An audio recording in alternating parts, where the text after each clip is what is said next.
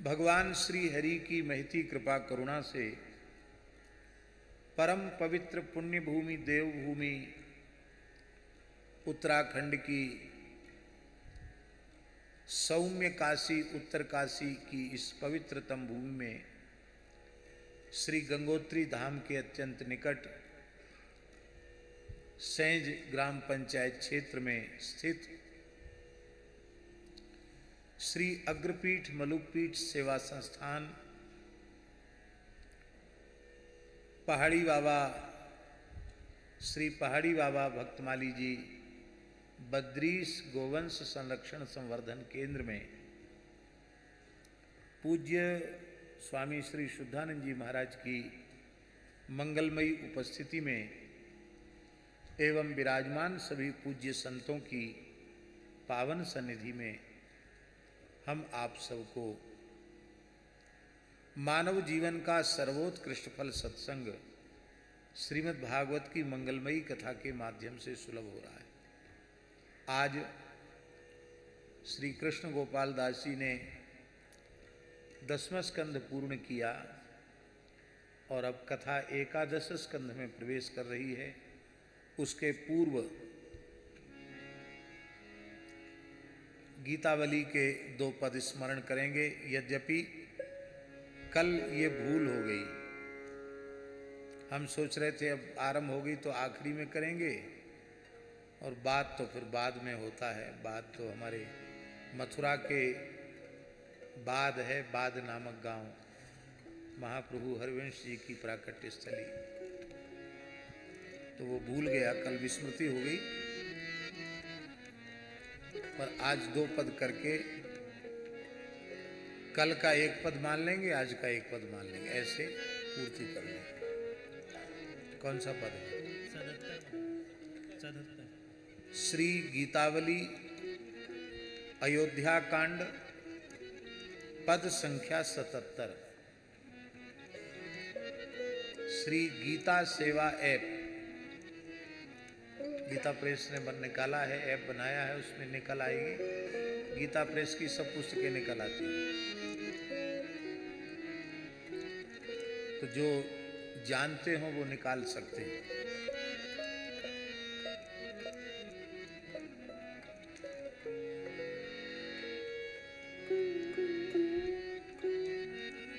इस 77वें पद में भरत जी अत्यंत दैन्य भाव से भावित होकर श्री रघुनाथ जी से निवेदन कर रहे हैं कि भगवान,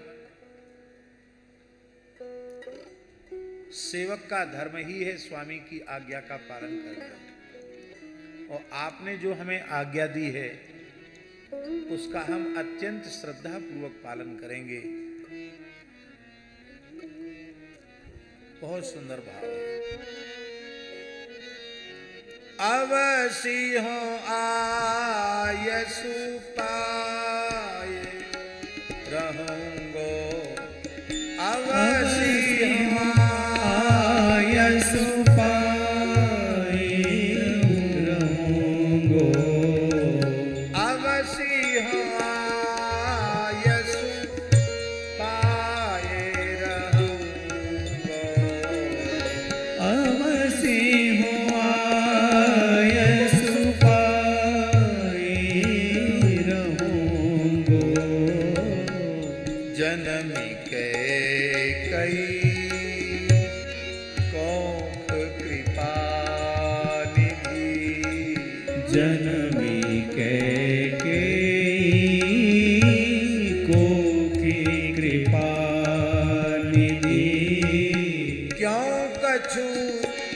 चपर कहूँगो, क्यों कछु चपर कहूँगो,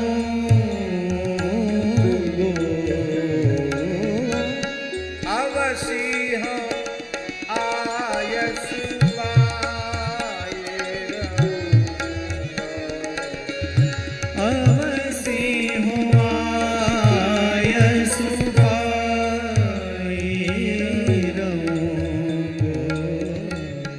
भरत भूप सिया राम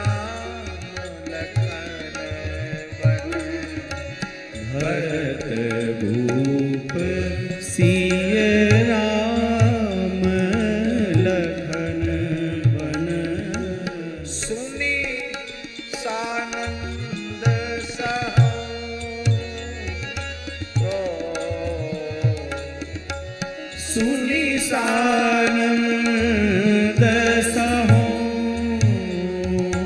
गो पुर परिजन अवलोकी मातु सब पुर परिजन अवलोकी मातु सब सुख संतोष लहंगो सुख संतोष लहो गो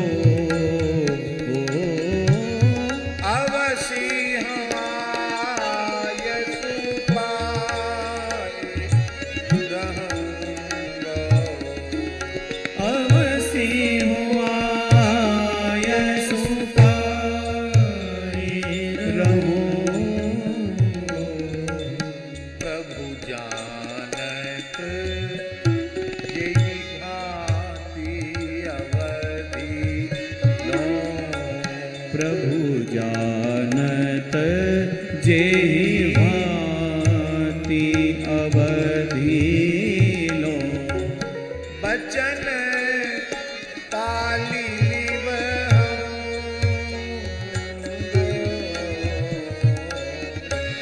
बचन पाली निवहो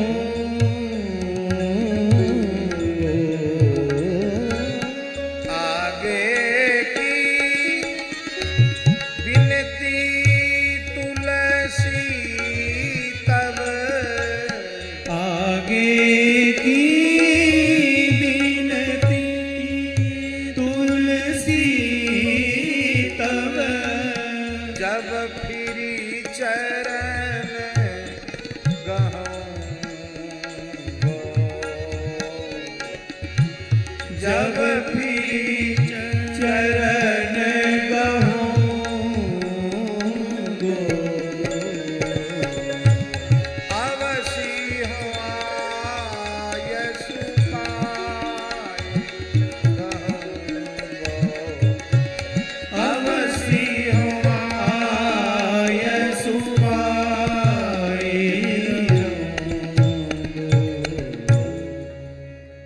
पद संख्या 78।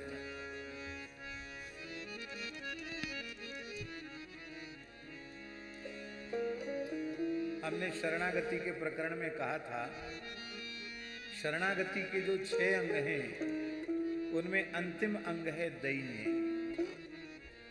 भरत जी के जैसा दैन्य भी भरत जी में ही है। प्रभु सो में दीठो बहुत दई है। प्रभु सो में दीठो बहुत दई है। प्रभु सो में दीठो बहुत दई है। प्रभु सो में दीठो बहुत दई है। की भी क्षमा नाथ आरती ते की भी क्षमा नाथ आरती ते कहीं पूजू गति नहीं है।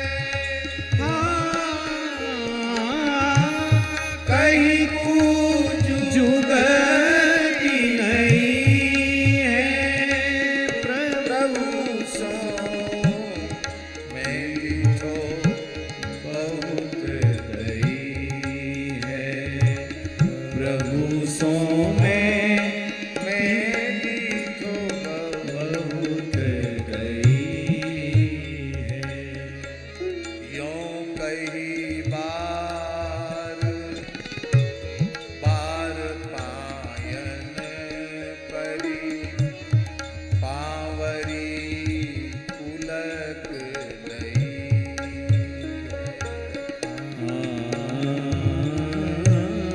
यूं कहीं बार बार पायन परी पावरी पुलक लई है। अपनो अधीन देखी हो डरपत आस दुलारी सिय प्रिय प्यारी यवन बिहारी जय जय श्री अकदास दुलारी। सिय प्रिय प्यारी अवध बिहारी जय जय श्री अग्रदास दुलारी। आपको पता है ये प्रेम मूर्ति श्री भरत लाल जी ही जानकी जी की अष्ट सहचरियों में श्री चंद्रकला जी और ये भरत लाल जी चंद्रकला जी एक स्वरूप हैं। दरबार में भरत जी, महल में चंद्रकला जी और आचार्य स्वरूप में श्री स्वामी अग्रदेवाचार्य जी। अब सब सावधान हो जाएं। एकादश स्कंद पर प्रवचन आरंभ हो रहा है। समय बहुत कम बचा है, पर थोड़ी देर तो कहना होगा। आप लोग सावधान होकर के श्रवण करेंगे। कभी भगवान संयोग बनाएंगे और यहाँ अधिक निवास करने का अवसर मिलेगा तो एक महीने में केवल एकादश स्कंद की ही चर्चा करेंगे। एक महीने में केवल एकादश स्कंद। और देखो, गंगा जी की कृपा, काशी विश्वनाथ जी की कृपा, गुरुजनों की कृपा, मन का भाव तो ये है कि अधिक से अधिक समय सत्संग का उत्तर काशी को प्राप्त हो। हमारे स्वामी शुद्धानंद जी 2-3 दिन से कह रहे हैं 3 महीना तो यहाँ रहना ही है, 3 से कम नहीं रहना। अभी हम बोल तो नहीं सकते कि 3 महीना रहेंगे, क्योंकि साधक स्वतंत्र नहीं और स्वतंत्र साधक नहीं है। यद्यपि हम में साधक के लक्षण नहीं हैं, लेकिन क्या प्रयत्न भी नहीं कर सकते? जो निरंतर भगवत भागवत पारतंत्र में जिए उसी को साधक कहते हैं, उसी को मुमुक्षु कहते हैं, उसी को वैष्णव कहते हैं। तो हम लोग स्वतंत्र नहीं हैं, हरि गुरु संतों के अधीन हैं। अपना किया हुआ कभी कुछ हुआ नहीं, होता नहीं, होना नहीं। भगवान के संकल्प से ही सब होता है। तो भगवान कृपा करेंगे तो अवश्य भगवान संयोग बनाएंगे। तो इस बार कम समय, अगली बार कुछ और अधिक समय, फिर अगली बार और ज़्यादा समय, ऐसे धीरे धीरे समय बढ़ाएंगे। श्री वृंदावन बिहारी लाल की जय। एकादश स्कंद को मुक्ति स्कंद कहा जाता है। भागवत के जो 10 लक्षण हैं, सर्ग, विसर्ग, स्थान, पोषण, ऊति, मनवंतर, ईशान, कथा, निरोध, मुक्ति और आश्रय, इसमें एकादश स्कंद का लक्षण आचार्यों ने मुक्ति माना है। और यह उद्धव गीता है, यह कृष्ण गीता है। और श्रीमद् भगवद गीता यद्यपि सर्वोपरि ग्रंथ है, एकम शास्त्रम देवकी पुत्र गीतम, लेकिन उस गीता में भी जिन अंशों की चर्चा सूत्रात्मक रूप से हो पाई अथवा अति संक्षिप्त हो सकी अथवा न ही हो सकी, उन अवशिष्ट विषयों की विस्तार से चर्चा इसमें की गई है। इसलिए हमको ऐसा लगता है कि श्रीमद् भगवद गीता का भी रहस्यार्थ बोध बिना 11वें स्कंद के श्रवण किए बिना गीता के अर्थ को कोई लगा नहीं सकता, गीतार्थ बोध नहीं हो सकता। इतना अद्भुत है। और भगवान श्री कृष्ण अर्जुन को गीता का उपदेश देते हैं, और उस उपदेश का प्रयोजन क्या है?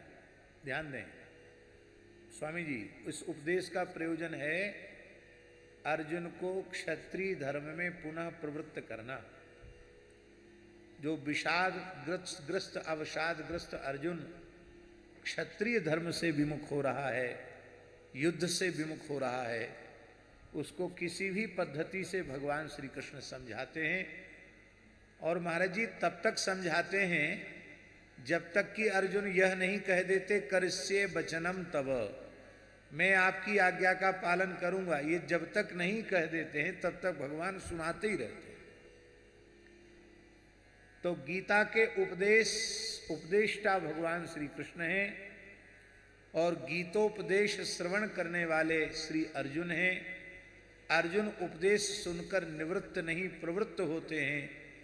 और यहाँ भी भगवान श्री कृष्ण वक्ता हैं और श्रोता उद्धव जी महाराज हैं। वहाँ भी मित्र को उपदेश दे रहे हैं, यहाँ भी अपने अंतरंग मित्र को ही उपदेश दे रहे हैं। पर यहाँ उपदेश का प्रयोजन प्रवृत्ति नहीं है, यहाँ उपदेश का प्रयोजन निवृत्ति है। इसलिए पूर्ण निवृत्त हुए हैं इस उपदेश को श्रवण करने के बाद उद्धव जी महाराज, और अपनी पादुका देकर के भगवान ने उद्धव जी को कहा, हे मेरे प्राण प्यारे उद्धव, अब तुम बद्रिकाश्रम चले जाओ। आज भी बद्रिकाश्रम में श्री उद्धव जी विराज रहे हैं।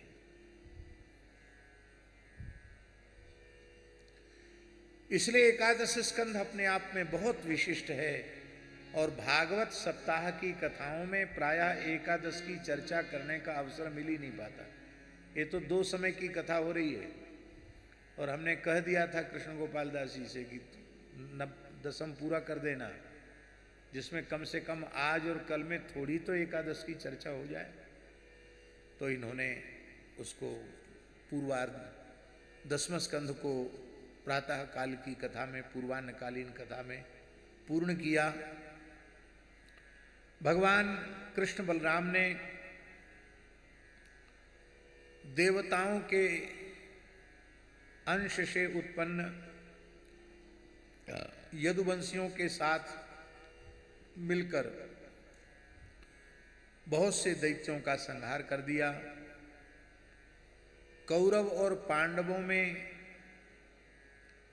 उत्पन्न कलह के व्याज से महाभारत युद्ध के माध्यम से पृथ्वी का बहुत बड़ा भार हल्का कर दिया।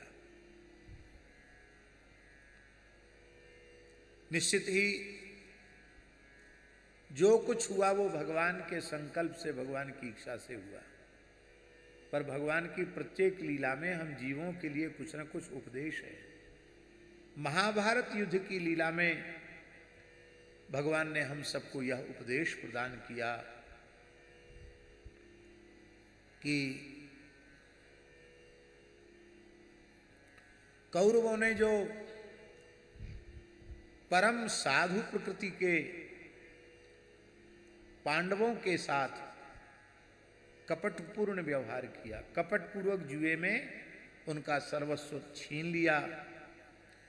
उन पांडवों का जिनका वस्तुतः कोई अपराध नहीं था, उनका भरे सभा में घोर अपमान किया गया। अपमान ही नहीं किया गया, उनके सामने उनकी महासती याज्ञसेनी द्रौपदी के केस पकड़ करके दरबार में घसीटे गए, खींचे गए। उसकी साड़ी को पकड़कर खींचा गया। और भगवान ने इस लीला के माध्यम से संदेश दिया कि चाहे जितनी शक्तिशाली सत्ता हो, यदि इस प्रकार का व्यवहार किया जाएगा तो उसका समूल नाश अवश्य होगा, इसमें कोई संदेह नहीं। साधु प्रकृति के जीवों को सताना नहीं चाहिए। जो सज्जन प्रकृति के हैं, गृहस्थ विरक्त की बात नहीं है, जो भी सरल सहज साधु सज्जन प्रकृति के जीव हैं, कथनचित आपका कोई निहित स्वार्थ भी उनके कारण बाधित हो रहा है तो भी आप उनकी निंदा न करें, तो भी आप उनका तिरस्कार न करें। टीला जी महाराज की एक साखी है, रामानंद संप्रदाय के एक महान द्वाराचार्य श्री स्वामी अग्रदेवाचार्य जी के गुरु भ्राता पयहारी जी के शिष्य श्री टीला जी महाराज, वो कहते हैं साधु सताए हानि त्रय। यदि आप साधु को सताएंगे तो 3 हानि आपकी अपने आप होनी ही है। साधु सताए हानि त्रय, जाति धर्म अरुवंश, टीला नीके देखिए, रावण कौरव कंस। देखो तीनों के उदाहरण दिए हैं, रावण कौरव कंस। रावण ने साधुओं को सताया, साधु विभीषण को लात मारी, क्या हालत हुई रावण की। 1 लख पूत 1.25 लाख नाती, तारागण रावण घर दिया न बाती। 100 कौरव थे, कितने शक्तिशाली थे। द्रोणाचार्य, कृपाचार्य, भीष्म पितामह, कर्ण जैसे अतिरथी महावीर, शल्य जैसे महान योद्धा जिनके सेनापति बने, आखिर उनका क्या हुआ। 100 में से 1 भी जीवित नहीं रहा। कंस, क्या हुआ कंस का। कोई नाम लेवा बचा कंस के वंश में। तीनों के वंश का नाश हो गया। अभी कितने दुख की बात है, तमिलनाडु के एक मुख्यमंत्री ने कहा था कि सनातन हिंदू धर्म डेंगू है, मलेरिया है, कोरोना है, इसका जड़ से सफाया कर देना चाहिए। बड़ा विरोध हुआ था, लेकिन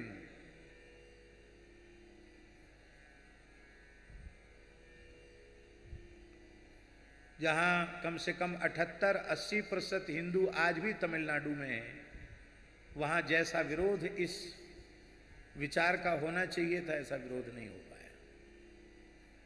अभी उसके लड़के ने कहा, अभी नई विधानसभा गठित हुई, एक ईसाई मुख्यमंत्री वहां का बना, उसने फिर कहा कि सनातन धर्म बांटने वाला है, इसलिए सबका कर्तव्य है कि इसको जड़मूल से मिटा देना चाहिए। यही विचारधारा रावण की थी, यही विचारधारा कौरवों की थी, यही विचारधारा कंस की थी। जड़ समूल से उनका नाश हो गया। तो ये किस खेत की मूली है। अभी आपने देखा स्वामी जी, जिसने ये कहा था वो अपनी सीट तक नहीं बचा पाया, खुद हार गया चुनाव। अब उसके लड़के ने कहा, अरे आज बीज बोया जाएगा तो आज ही फल थोड़ी मिलेगा। बीज आज बोया जाएगा तो बीज उगेगा, फसल होगी, तब दाना पड़ेगा, तब सामने आएगा। पर आएगा जरूर। जो भी अच्छा बुरा बोया जाएगा उसका फल भोगना तो पड़ेगा। इसलिए भैया कान खोलकर सुन लो, साधु पुरुष सज्जन पुरुष को, धर्मात्मा पुरुषों को कभी पीड़ित नहीं करना। गौ ब्राह्मण संत दीन दुखी इन सबका सदा आदर करना, किसी प्राणी का तिरस्कार नहीं करना, अपने से बड़ों के प्रति ईर्ष्या नहीं करनी। उन्होंने कोई पूर्व में बहुत बड़े पुण्य किए थे तब तो वे इतने बड़े हुए, तो उनको भगवान की विभूति मानकर उनके प्रति सद्भाव रखना। अपने जो समान लोग हैं उनको भी अपने से आगे बढ़ाने की इच्छा रखना, ये हमसे बहुत आगे बढ़ जाएं। यदि वे हमारे मित्र हैं तो हमारी मित्रता इसी में सफल है कि हम उनको बहुत ऊंचाई तक पहुंचावें। ये नहीं कि वो ऊंचे चढ़ रहे हों तो टांग पकड़ के खींच लें, नीचे गिरा दें, ऐसा न करें। और जो अपने से छोटे लोग हैं उनके प्रति क्षमा का भाव, दया का भाव, करुणा का भाव रखें। ये सज्जन पुरुष की प्रकृति है, होती है इस प्रकार की, और ऐसा ही होना चाहिए। तो भगवान ने महाभारत युद्ध में ये प्रेरणा दी कि पांडवों को, साधु पुरुषों को सताने का प्रभाव हुआ कि सारी धरती रक्त से नहा उठी और कौरवों का समूल विनाश हो गया। भगवान ने धरती का भार हल्का कर दिया।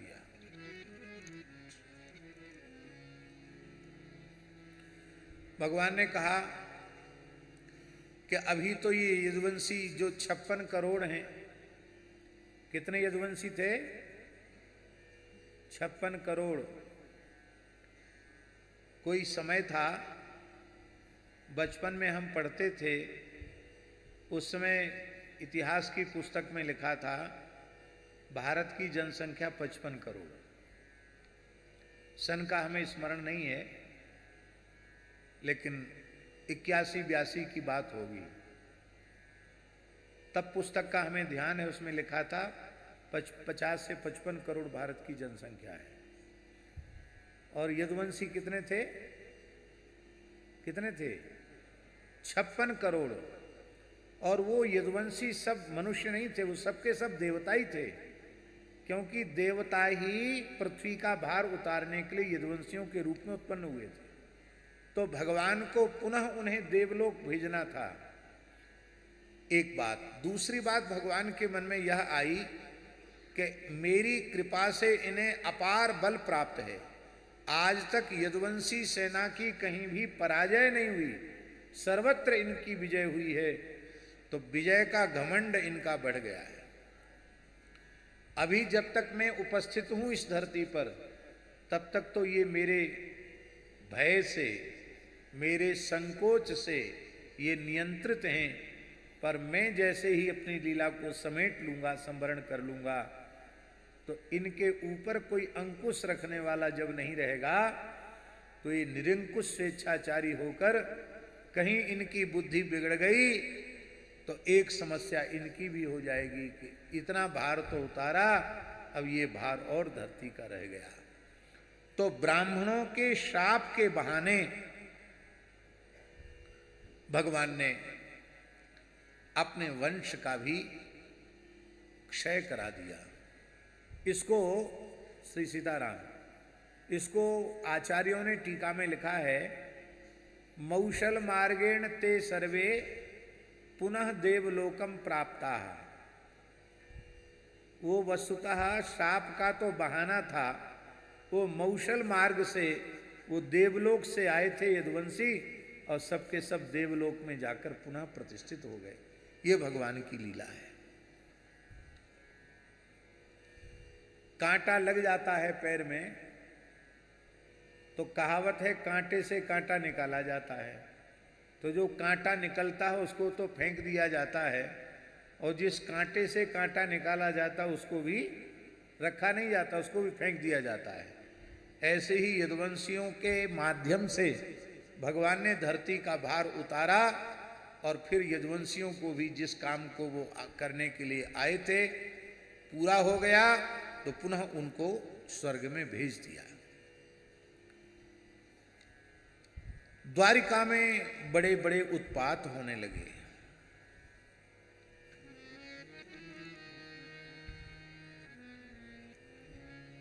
भगवान यद्यपि जानते थे कि अब यदुवंश का विनाश होगा, द्वारिका भी समुद्र में डूब जाएगी, अब समय बचा नहीं है। और भगवान चाहते तो उस शाप को बदल सकते थे, लेकिन भगवान की इच्छा से ही तो शाप मिला। भगवान बदलेंगे भला क्या? भगवान तो चाहते ही थे। इसलिए लिखा है महाराज जी, भगवान ज्ञात सर्वार्थ ईश्वरोपि तदन्यथा कर्तुम नैच्छद विप्रशापम काल रूप्यन्मोदित। भगवान सहज सर्वज्ञ हैं, वे साप को उलट सकते थे, फिर भी उन्होंने ऐसा करना उचित नहीं समझा। काल रूपधारी भगवान श्री कृष्ण ने ब्राह्मणों के शाप का अनुमोदन किया।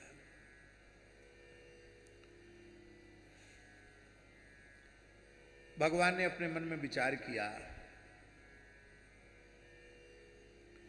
कि मेरे पूज्य पिता वसुदेव जी और मेरी पूज्या जन्मदात्री माता देवकी जी, उनका मेरे प्रति अगाध प्रेम है, अगाध वात्सल्य है,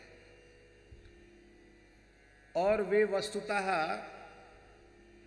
मुक्त ही हैं, क्योंकि किसी भी भाव से जीव का भगवान से संबंध जुड़ जाए और भगवत भाव से तादात्म्य स्थापित हो जाए भगवान के प्रति, तो उस जीव का कल्याण है। अरे बैर करने वाले, शत्रुता करने वाले तादात्म्य स्थापित करके उनका कल्याण हो जाता है, तो स्नेह करने वाले, प्रेम करने वाले, लाड़ प्यार दुलार करने वाले, उनके कल्याण में संदेह रहेगा क्या? संदेह तो नहीं रहेगा। पर भगवान ने अपने पिता वसुदेव देवकी को भी सत्संग दिलवाया। क्यों दिलवाया सत्संग? इसलिए दिलवाया कि सत्संग की आवश्यकता केवल सामान्य मनुष्यों को ही नहीं, मेरे बाप को भी सत्संग की जरूरत है। लोग कहते ना, तुम क्या, तुम्हारा बाप ऐसा नहीं कर सकता। गुस्सा में के लोग कहते हैं ना, बाप तक चले जाते हैं, पिता तक। तो भगवान ने यह दिखाया कि सामान्य बात नहीं है, सत्संग की आवश्यकता मेरे पिता को भी है, मेरी माता को भी है, और केवल मेरी माता पिता को, मेरे माता पिता को नहीं, सत्संग की आवश्यकता स्वयं भगवान को है। इसलिए भगवान भी सत्संग करते हैं। एकादश में भगवान ने सत्संग की बड़ी महिमा का वर्णन किया है।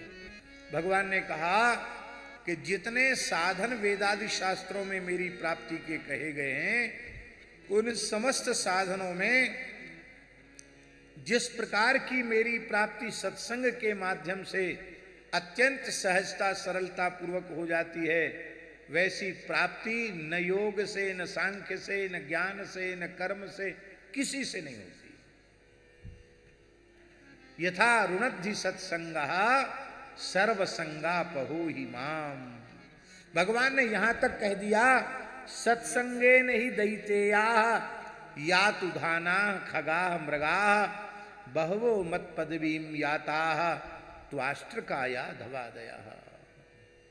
आज तक जिस किसी जीव ने मेरे चरण कमलों की प्राप्ति की है, तो वह केवल और केवल सत्संग से ही प्राप्ति की है।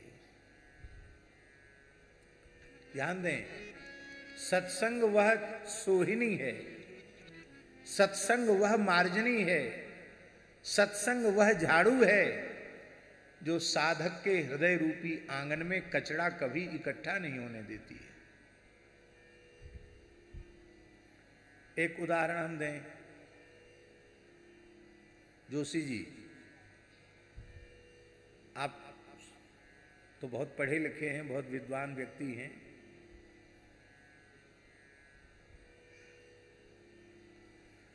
आपका बढ़िया से बढ़िया घर बना है, मकान बना है, आवास बना है,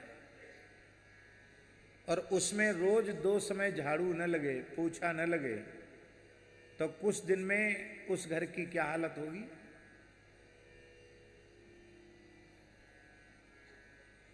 चाहे जितना बढ़िया से बढ़िया घर बना है, एक समय भी यदि सफाई में चूक हो गई, वो अच्छा नहीं लगेगा। और उसमें दोनों समय सफाई होती रहे तो देखने में सुंदर लगेगा, व्यवस्थित रहेगा। अच्छा चलो, सफाई की आवश्यकता इसलिए है क्योंकि बाहर से कचरा आ रहा है, धूल मिट्टी आ रही है, इसलिए सफाई की जरूरत है। अब आप चले गए वृंदावन, मलुकपीठ में कोई बड़ा उत्सव हुआ, उसमें आप चले गए। ए माइक, वो इधर हो जाओ, तुम दर्शन नहीं हो रहा। चले गए और 8-10 दिन के बाद लौट के आए, तब आपने ताला खोला, घर खोला, तो खिड़की, जंगला, दरवाजा, पर्दा सब लगे हुए थे। फिर भी भीतर झाड़ू निकालने से कचरा निकलेगा कि नहीं निकलेगा? इसका आशय क्या है? इसका आशय है कि जैसे आपके भवन में दोनों समय सफाई जरूरत है, ऐसी ये भी भवन है, ये भी घर है, इसमें भी सत्संग की दोनों समय झाड़ू लगनी चाहिए। क्योंकि इन इंद्रियों के गोलक से कचरा आ रहा है, आंख से रूप का कचरा, कान से शब्द का कचरा, नासिका से गंध का कचरा, सब इंद्रियां विषय का कचरा भीतर डाल रही है। सत्संग की झाड़ू से उसको स्वच्छ किया जा सकता है। आपने समाधि लगा ली, इंद्रियों के गोलक बंद हो गए, अब आंख बाहर का कचरा नहीं लेती, कान बाहर का कचरा नहीं लेते, रूप रस गंध शब्द स्पर्श का कचरा आना बंद हो गया, समाधि में पहुंच गए आप। लेकिन भीतर जो कचरा अनेक जन्मों का भरा हुआ है, उसकी तो सफाई की जरूरत है कि नहीं। इसका मतलब है समाधि की अवस्था तक पहुंचे हुए सिद्ध पुरुषों को भी प्रतिदिन सत्संग की आवश्यकता है।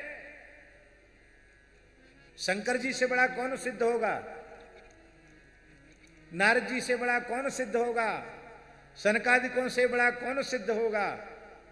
और ये सब के सब सत्संग करते हैं कि नहीं?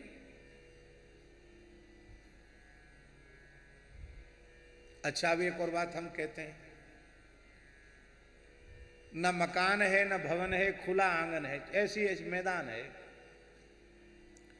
जहां से कोई आड़ ही नहीं है, गंदगी आने में, कचरा आने में कहीं से कोई रोक नहीं है, और स्वामी जी वहां 2-3 टाइम झाड़ू लगती रहे तो भले ही मैदान हो एकदम स्वच्छ दिखाई पड़ेगा।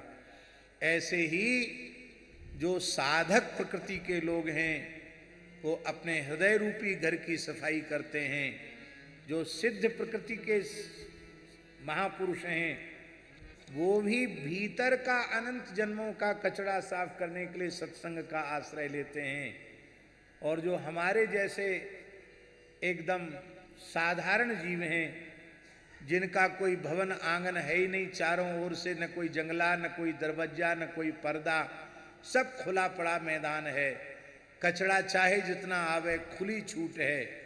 पर ऐसे जो सामान्य जीव हैं, जिनका घर भवन नहीं, जिनका खुला आंगन के जैसा जिनका हृदय है, कहीं से कुछ भी आ जाए उनके भीतर, ऐसे जीव भी यदि श्रद्धा पूर्वक 2 बार 3 बार झाड़ू लगाते रहें तो उनका हृदय रूपी आंगन भी स्वच्छ रहेगा।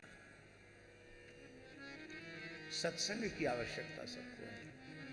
अपने पिता माता वसुदेव देवकी को भगवान सत्संग प्रदान करा रहे हैं। श्री नारद जी जब से भगवान ने द्वारका लीला आरंभ की है, तब से देवर्षि नारद जी अधिक समय द्वारिका में ही व्यतीत करते हैं। अवात्सीन नारदो भीक्षणम कृष्णोपासन लालसा। श्री कृष्ण की उपासना की लालसा से श्री नारद जी अधिक समय द्वारिका में ही विराजते हैं।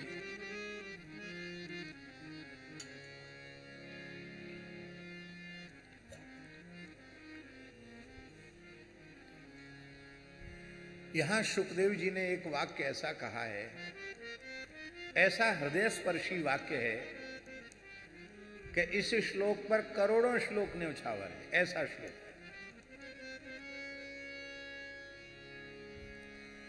कोनुराजन इंद्रियवान मुकुंद चरणाम्बुजम न भजे सर्वतो मृत्यु रूपास्य ममरोत्तमयी। हे राजन परीक्षित,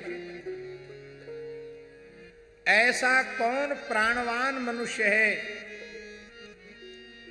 इंद्रियवान, जिसमें चेतना है और जिसको इंद्रियां मिली हुई हैं, जो भगवान के चरण कमल मकरंद की दिव्य सुगंध को प्राप्त न करना चाहता हो। ब्रह्मादि देवताओं के भी आराध्य उपास्य भगवान, उनके जो दिव्य चरण कमलों की दिव्य गंध, मधुर मकरंद रस, अलौकिक उनकी रूप माधुरी, अत्यंत सुकोमल उनका संस्पर्श और उनकी मृतक जियावनी मीठी वाणी, उनकी अति मनोहारिणी वंशी की ध्वनि, इसको कौन नहीं सुनना चाहेगा? उन श्री कृष्ण का सेवन कौन नहीं करना चाहेगा? क्यों? न भजेत सर्वतो मृत्यु रूपास्य रमरोत्तमयी।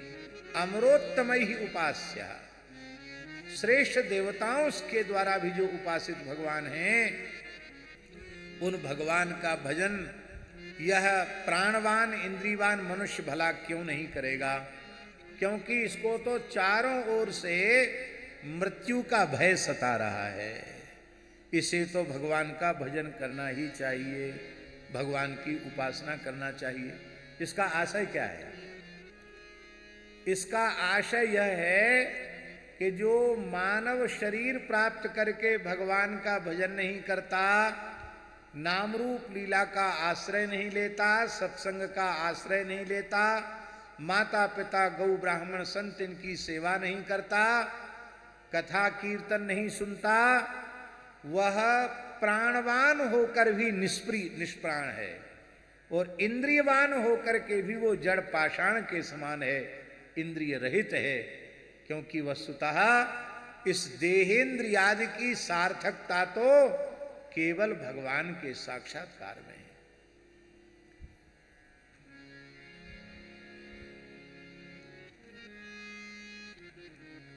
किसी भजन में लोग गाते नहीं, वह आंख है जो नाथ का दर्शन किया करे, दर्शन किया करे। वह हाथ है जो सेवा करे, वो पैर है जो परिक्रमा करे। तो वस्तुतः देहेंद्रियादि की सार्थकता भगवान की सेवा में है, भगवान की भक्ति में है, और कोई दूसरा उसका प्रयोजन नहीं है। एक दिन की बात है कि एक दिन की बात है कि श्री वसुदेव जी महाराज, एक दिन की बात है कि श्री वसुदेव देव की माता के सहित अपने महल में विराज रहे थे। उसी समय देवर्षि नारद जी कृपा पूर्वक पधारे। जैसे ही देवर्षि नारद जी पधारे, वसुदेव जी ने उठ करके उनका आदर किया, चरणों में लौटकर साष्टांग दंडवत प्रणाम किया और प्रणाम करके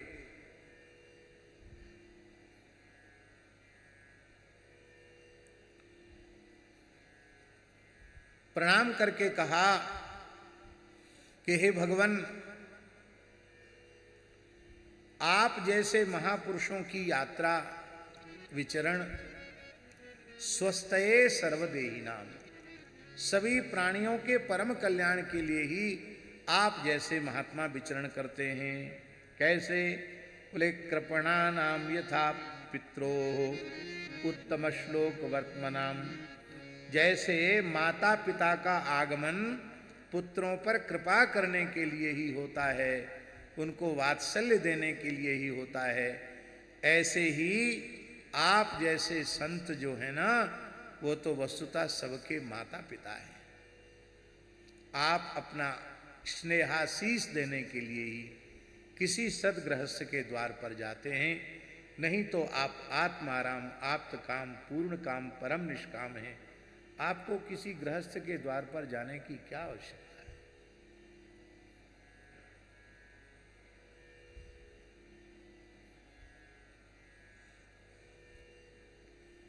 इसलिए संत कबीरदास जी ने, संतों को हमें किस रूप में देखना चाहिए महेंद्र जी? संत हमारे मातु पिता हैं, संत ही भाई बंधु। संत हमारे मात पिता हैं, संत ही भाई बंधु। संत मिलावे राम से जी, संत मिलावे राम से जी, संत मिलावे राम से जी, संत मिलावे राम से जी। काटे जम के फंद, तन को देखूं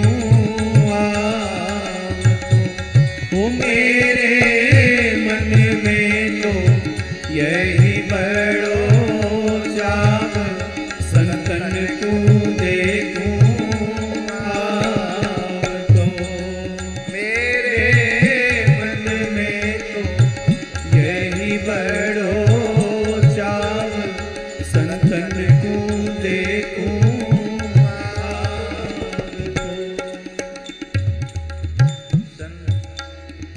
बड़े भाग से साध पधारे उठ कर करूं प्रणाम।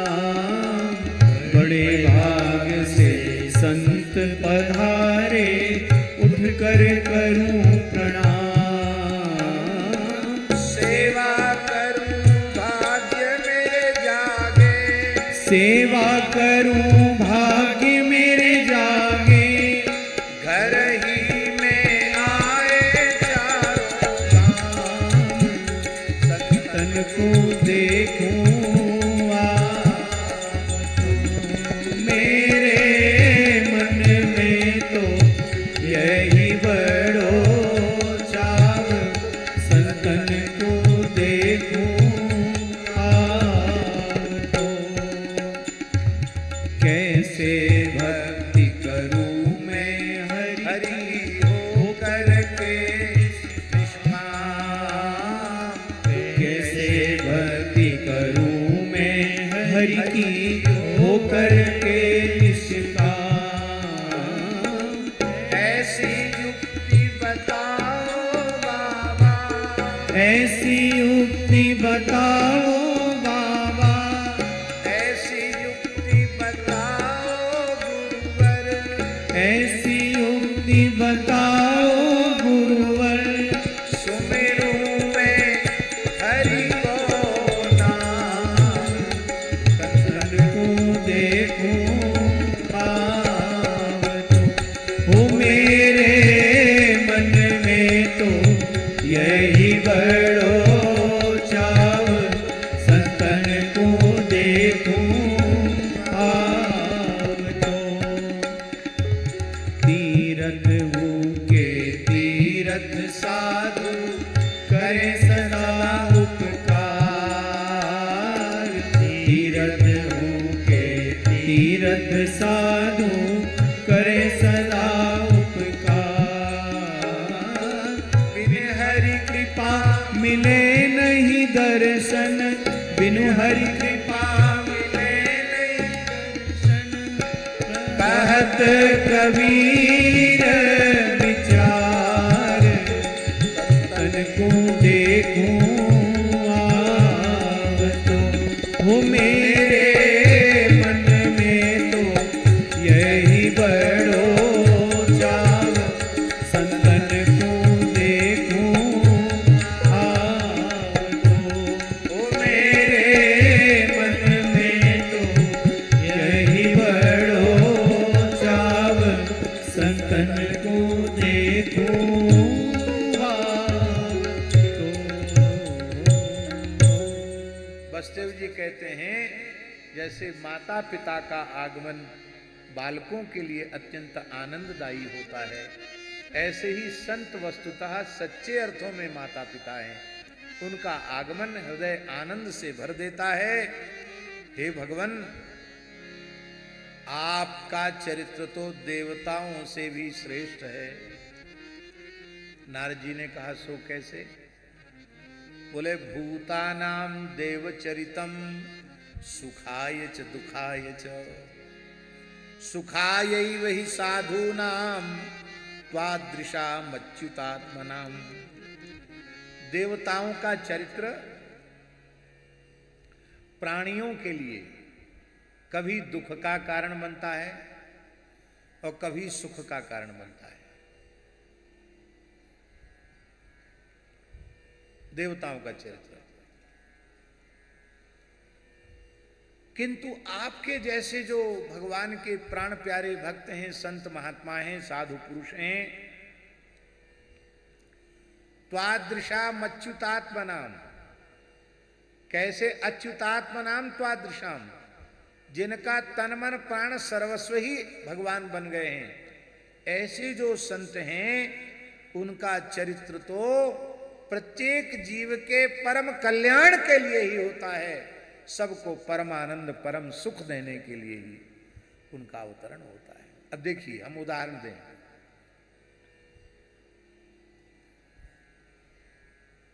वर्षा के देवता इंद्र हैं, और जिस किसान की फसल को पानी लगाने की जरूरत है, पानी की बहुत भारी आवश्यकता है, बार बार प्रार्थना करते, हे राम जी बरस जाओ नहीं तो भूखे मर जाएंगे।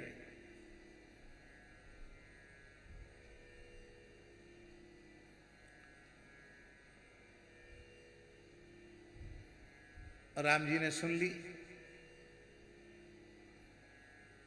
वर्षा के देवता इंद्र को कह दिया भाई पानी बरसा। बादल उमड़ घुमड़ के आ गए, किसान तो नाचने लग गया। सूखत धान परेउ जनु पानी, धान सूख रही थी, पानी पड़ गया, सूखी हो गया। अब उस कुम्हार से पूछो जिसने अभी अभी अवा लगाया है, अभी अवा में आग लगाई है, और कोई घर के भीतर तो अवा लगाया नहीं जाएगा, बाहर ही लगाया जाएगा अवा। अब वो देखेगा बिजली कड़क रही है, बादल गरज रहे हैं, वो कहेगा हे भगवान क्यों गरीब के पेट पे लात मार रहे महाराज, हवा बुझ जाएगा, बर्तन कच्चे रह जाएंगे, कुछ नहीं हाथ लगेगा, हमारी मेहनत बेकार जाएगी। अब देखो एक ही क्रिया है वर्षा की, कुम्हार दुखी हो रहा है और किसान सुखी हो रहा है। किंतु महात्माओं का कोई चरित्र ऐसा नहीं होता है जिससे किसी प्राणी को दुख मिलता हो। सुखा यही वही साधु नाम। एक बात हम ऐसी आपको सुनाएंगे कि आपको आश्चर्य होगा, भगवान संतों की लाज कैसे रखते हैं। पूज्य श्री हरिराम बाबा वाराणसी में एक भक्त के घर में थे, वो ब्राह्मण देवता थे, उनके शिष्य थे, भक्त थे। उनके भगवान की कृपा से बड़ी कठिनाई से एक पुत्र हुआ था, एक ही पुत्र था, और उस पुत्र की तबीयत बिगड़ी, किसी दवा का रिएक्शन हो गया, जैसे सर्प काटने के बाद लहर आती है, झटके आते हैं, ऐसे उस बच्चे तो कोमा में था और उसको झटके आने लगे। खूब इलाज होने पर भी कोई फायदा हुआ नहीं। अंत में डॉक्टरों ने कहा कि अब हमारे बस की बात नहीं है, हमने हाथ खड़े कर दिए, आप चाहे हॉस्पिटल में रखो चाहे घर ले जाओ। माने एक तरफ से उसने कहा कि घंटे 2 घंटे का भी मेहमान नहीं है और रात भर भी रह सकता है, लेकिन इसकी कोई अब गारंटी नहीं है, क्योंकि भीतर के सारे फंक्शन इसके काम करना बंद कर रहे हैं। तो वो बनारस के थे, मन में सोचा हॉस्पिटल में क्यों मरे, जो होना हो सो हो, घर पे ले आए। और उसी समय हरिराम बाबा उस घर में रुके हुए थे, घर के सब लोग हॉस्पिटल में थे, बच्चे को लेके आए। तो उस बच्चे को देख करके बाबा को बड़ी करुणा, बड़ी दया आई, करे राम राम, किस पाप का परिणाम भोग रहा है। बोले ठीक नहीं हो सकता है। तो उसके पिता ने कहा कि बाबा दवा से तो ठीक हुआ नहीं, दुआ से ठीक हो सकता है, आप कुछ दवाई दे दो। आप लोग वो दवाई किसी को देना मत, हाँ, जो हम दवाई बताने जा रहे हैं। तो बाबा ने अपनी झोली देखी, किसी साधु ने उनको संखिया विष दिया था। संखिया विष इतना तीक्ष्ण होता है कि किसी भी कीमत पर व्यक्ति जीवित नहीं रह सकता। संखिया विष था उनके पास। तो उनके मन में आया कि और तो कोई दवाई हमारे पास है नहीं, इसके भीतर जहर फैल गया है, जहर को जहर काटता है, राम जी भला करेंगे, नाम प्रभाव जान सिवनी को, काल कूट फल दीन अमी को। ये चौपाई बोलते गए, संखिया चंदन हुर्सी पे घिसते गए और एक चम्मच में संखिया का विष निकाला और विष निकाल के उसका मुंह खोल के चम्मच से उसके मुख में डाल दिया। थोड़ी देर बाद उसके शरीर में चेतना आ गई, झटके आने बंद हो गए, और 1-1.5 घंटे बाद तो उसकी सब श्वास वास सब नॉर्मल हो गई। उसके बैठा और बैठकर बोला कि बड़ी जोर की भूख लग रही, खाने को दो। अब तो घर में कितनी प्रसन्नता होगी। 15-16 साल का लड़का जो डॉक्टरों ने हाथ खड़े कर दिए हों और वो पुनः उसके शरीर में चेतना का संचार हो जाए, बिल्कुल ठीक हो जाए, चमत्कार से कम बात यह नहीं थी। तो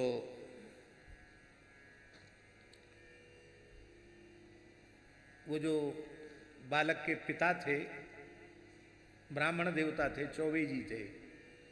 तो चौबे जी ने कहा कि गुरुजी आपने कौन सी दवाई दी? डॉक्टरों ने तो हाथ खड़े कर दिए थे, तो बड़ा चमत्कार हो गया। बोले बच्चा तू है वकील। वो चौबे जी वकील थे, बहुत बड़े वकील थे। बोले तू है वकील, हमको जेल में कर देगा बंद। हमने बच्चे को दवाई नहीं दी, हमने तो जहर दिया। जहर इसलिए दिया कि बहुत कष्ट भोग रहा, मर जाए ठीक है, जिएगा तो राम जी की इच्छा से जी जाएगा। पर हमने चौपाई बोली। क्या बोली चौपाई? नाम प्रभाव जान शिवनी को, काल कूट फल दीन अमी को। और बोले तुलसीदास जी की चौपाई काम कर गई, राम नाम काम कर गया, ये जहर ही इसके लिए अमृत बन गया। सुखाय भी साधु नाम। संसार के दुष्ट पुरुष हो सकता है आपको अमृत देवें तो वो विष का काम करे, पर संत की ऐसी महिमा है, संत के हाथ का विष भी विष नहीं रहता, विष भी अमृत बन जाता है। सुखायै वही साधु नाम। पर ये अनुकरणीय नहीं है। आप लोग ऐसा मत कर देना कि किसी को झटके आ रहे हों तो संख्या घोर के पिला दो, बोले हम कथा में सुन के आए हैं। ये सिद्धों की लीला है, इसकी नकल नहीं होनी चाहिए। तो राम जी, आप जैसे महात्माओं का चरित्र तो सबको सुखी करने के लिए होता है। देखो ये देवता जो है ना, ये कर्म सचिव हैं। कर्म सचिव का अर्थ है कि जो देवताओं का जिस प्रकार से भजन करता है उसी प्रकार से देवता उसके भजन का फल उसे प्रदान करते हैं। देवता कर्म के सचिव, कर्म सचिव ने कर्मस्य सचिवा, ये कर्म के कर्म राजा है और उस कर्म रूपी राजा के मंत्री देवता है। राजा की जो आज्ञा होती है वही मंत्री करता है। कर्म राजा है और देवता मंत्री है। इसलिए देवता भी किसी को फल देते हैं तो कर्म का विचार करके फल देते हैं। को न काहू सुख दुख कर दाता, काहू न को सुख दुख कर दाता, निज कृत कर्म भोग सब भ्राता, निज कृत कर्म भोग सब भ्राता।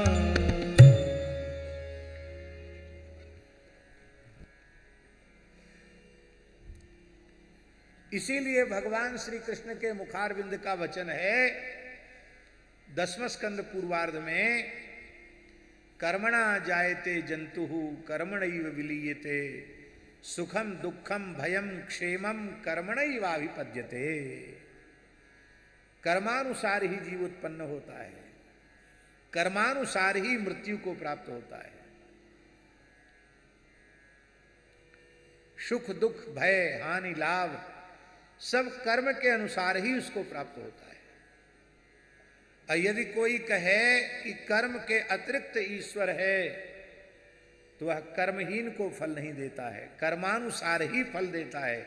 इसलिए कर्म की प्रधान, कर्म प्रधान विश्व रचि राखा, जो जस करिए सो तस फल चाखा।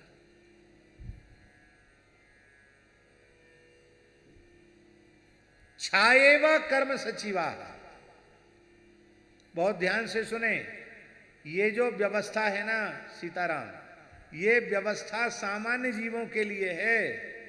जो जस करई सो तस फल चाखा। भगवत शरणागतों के लिए ये व्यवस्था नहीं है। कभी इस विषय की हम चर्चा करेंगे, ऐसे अनेकों बार कर चुके हैं, फिर करेंगे। चलो संक्षेप में कर ही देते हैं। भगवान की शरणागति की ऐसी महिमा है कि जब जीव भगवान की शरण में होता है तो उसके संपूर्ण संचित तत्काल भस्म हो जाते हैं। जन्म कोटि अघनासहि तबहि, करोड़ों जन्मों के पाप नष्ट हो जाते हैं, उसका संचित समाप्त हो जाता है। क्रियमाण कर्म का बंधन उसे नहीं लगता है। क्यों? क्योंकि एक तो वह शास्त्र निषिद्ध कर्म करता नहीं, कर्तापने के अहंकार से युक्त होकर नहीं करता, कर्तृत्वाभिमान से शून्य होकर भगवत प्रीत्यर्थ कर्म करता है और उसका समर्पण भी भगवान के चरणों में कर देता। नारायणार्पणमस्तु, रामार्पणमस्तु, कृष्णार्पणमस्तु कर देता है। तो क्रियमाण कर्म का बंधन नहीं रहता, क्रियमाण से ही संचित में जाते हैं। संचित पहले खत्म हो गया, क्रियमाण का बंधन रहा नहीं। अब बचा क्या? क्या बचा? प्रारब्ध बचा। तो भक्तों के पास अनुकूल प्रारब्ध आता है, वह तो अनुकूलता देता ही है। भक्तों के जीवन में जब अनुकूल प्रारब्ध आता है तो उनका भजन, उनका सत्संग, उनकी सेवा खूब और अधिक बढ़ जाती है, उसमें न्यूनता नहीं आती है। वे समृद्धि पाकर प्रमादी नहीं होते हैं। तो अनुकूल प्रारब्ध तो उनका अनुकूल है ही। जब भक्तों के जीवन में, शरणागतों के जीवन में उनका प्रतिकूल प्रारब्ध आता है, वो प्रतिकूल प्रारब्ध ही भगवान का भजन कराने वाला हो जाता है। इसलिए अनुकूल तो अनुकूल है ही, प्रतिकूल भी अनुकूल हो जाता है। तो कहां यह व्यवस्था रे जो जस करे सो तत्फल चाखा। प्रतिकूल प्रारब्ध भी भगवत उपासना के, भगवत शरणागति के बल से अनुकूल हो गया। एक हमारे मोहल्ले में, ज्ञानगुदरी मोहल्ले में, एक रामानुज संप्रदाय के एक बहुत अच्छे महापुरुष थे, आचार्य जी।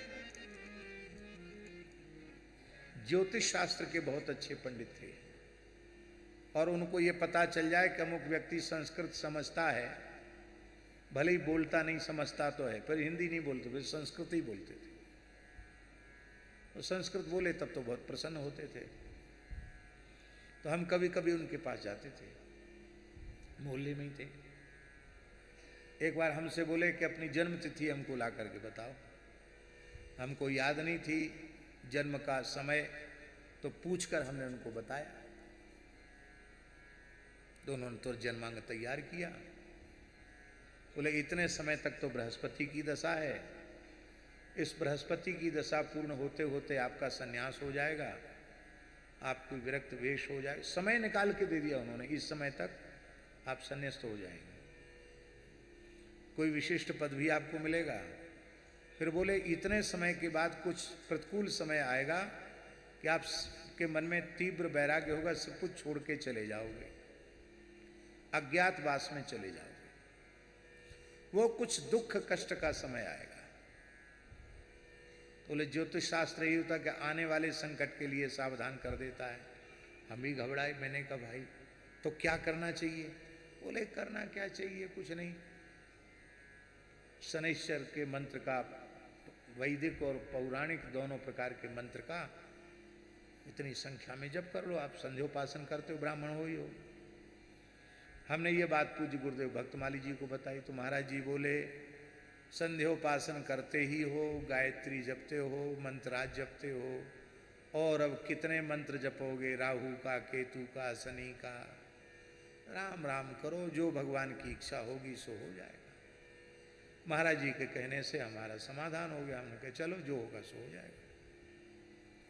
सच्ची घटना सुना रहे हैं आपको। और उन्होंने समय लिख करके दिया था, इस समय में आप छोड़ के चले जाओ। उसी समय में हम सब कुछ छोड़ के चले गए। बात सच्ची हुई उनकी। एक तौलिया लपेटे खड़े थे, वैसे ही चले गए, न जूता, न चप्पल, न 1 रुपया, न दूसरी लंगोटी, न गमछा, न संध्या के पात्र, न पूजा पाठ, कुछ नहीं। ऐसा मन में आए काहे को प्रपंच में पड़ गए, चलो भजन करेंगे। कहाँ जाएंगे? बोले जमुना किनारे किनारे किनारे किनारे कहीं ऐसी जगह पहुंचेंगे जहां ना हमें कोई जानता हो, ना हम किसी को जानते हो, वहीं राम राम करेंगे और अब तो मौन हो जाएंगे, किसी से बोलेंगे नहीं। ऐसा मन में सोचा, नहीं जा पाए, पीछे लग गए लोग। तो फिर वहां से हम सोचे दिल्ली चले जाएं, दिल्ली से कोई ट्रेन वेन पकड़ करके और फिर चले जाएं। पैदल पैदल जा रहे थे, एक सज्जन मिल गए गाड़ी लिए हुए। उन्होंने देखा कि महाराज पैदल कहाँ जा रहे हैं, गर्मी का समय था, शायद आषाढ़ का महीना रहा होगा, खूब तेज धूप थी। वो गाड़ी रोकी, बोले महाराज जी कहाँ जा रहे हैं? तो हम बोले नहीं कुछ भी। अरे बोलो तो सही, अब कहाँ जा रहे हैं? पैर में जूता चप्पल नहीं, कोई सामान नहीं, कोई साथ में नहीं, कहाँ जा रहे हैं?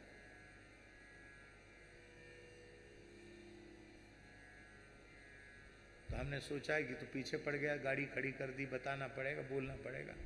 हमने कहा दिल्ली। बोले हम भी दिल्ली जा रहे हैं, चलो ना गाड़ी में। जबरदस्ती हाथ पकड़ के बिठा लिया। अब देखो, चले तो थे दुख भोगने के लिए, पर भगवान ने थोड़ी दूर चलने के बाद गाड़ी की व्यवस्था कर दी। बढ़िया वातानुकूलित गाड़ी में बैठ करके दिल्ली पहुंच गए।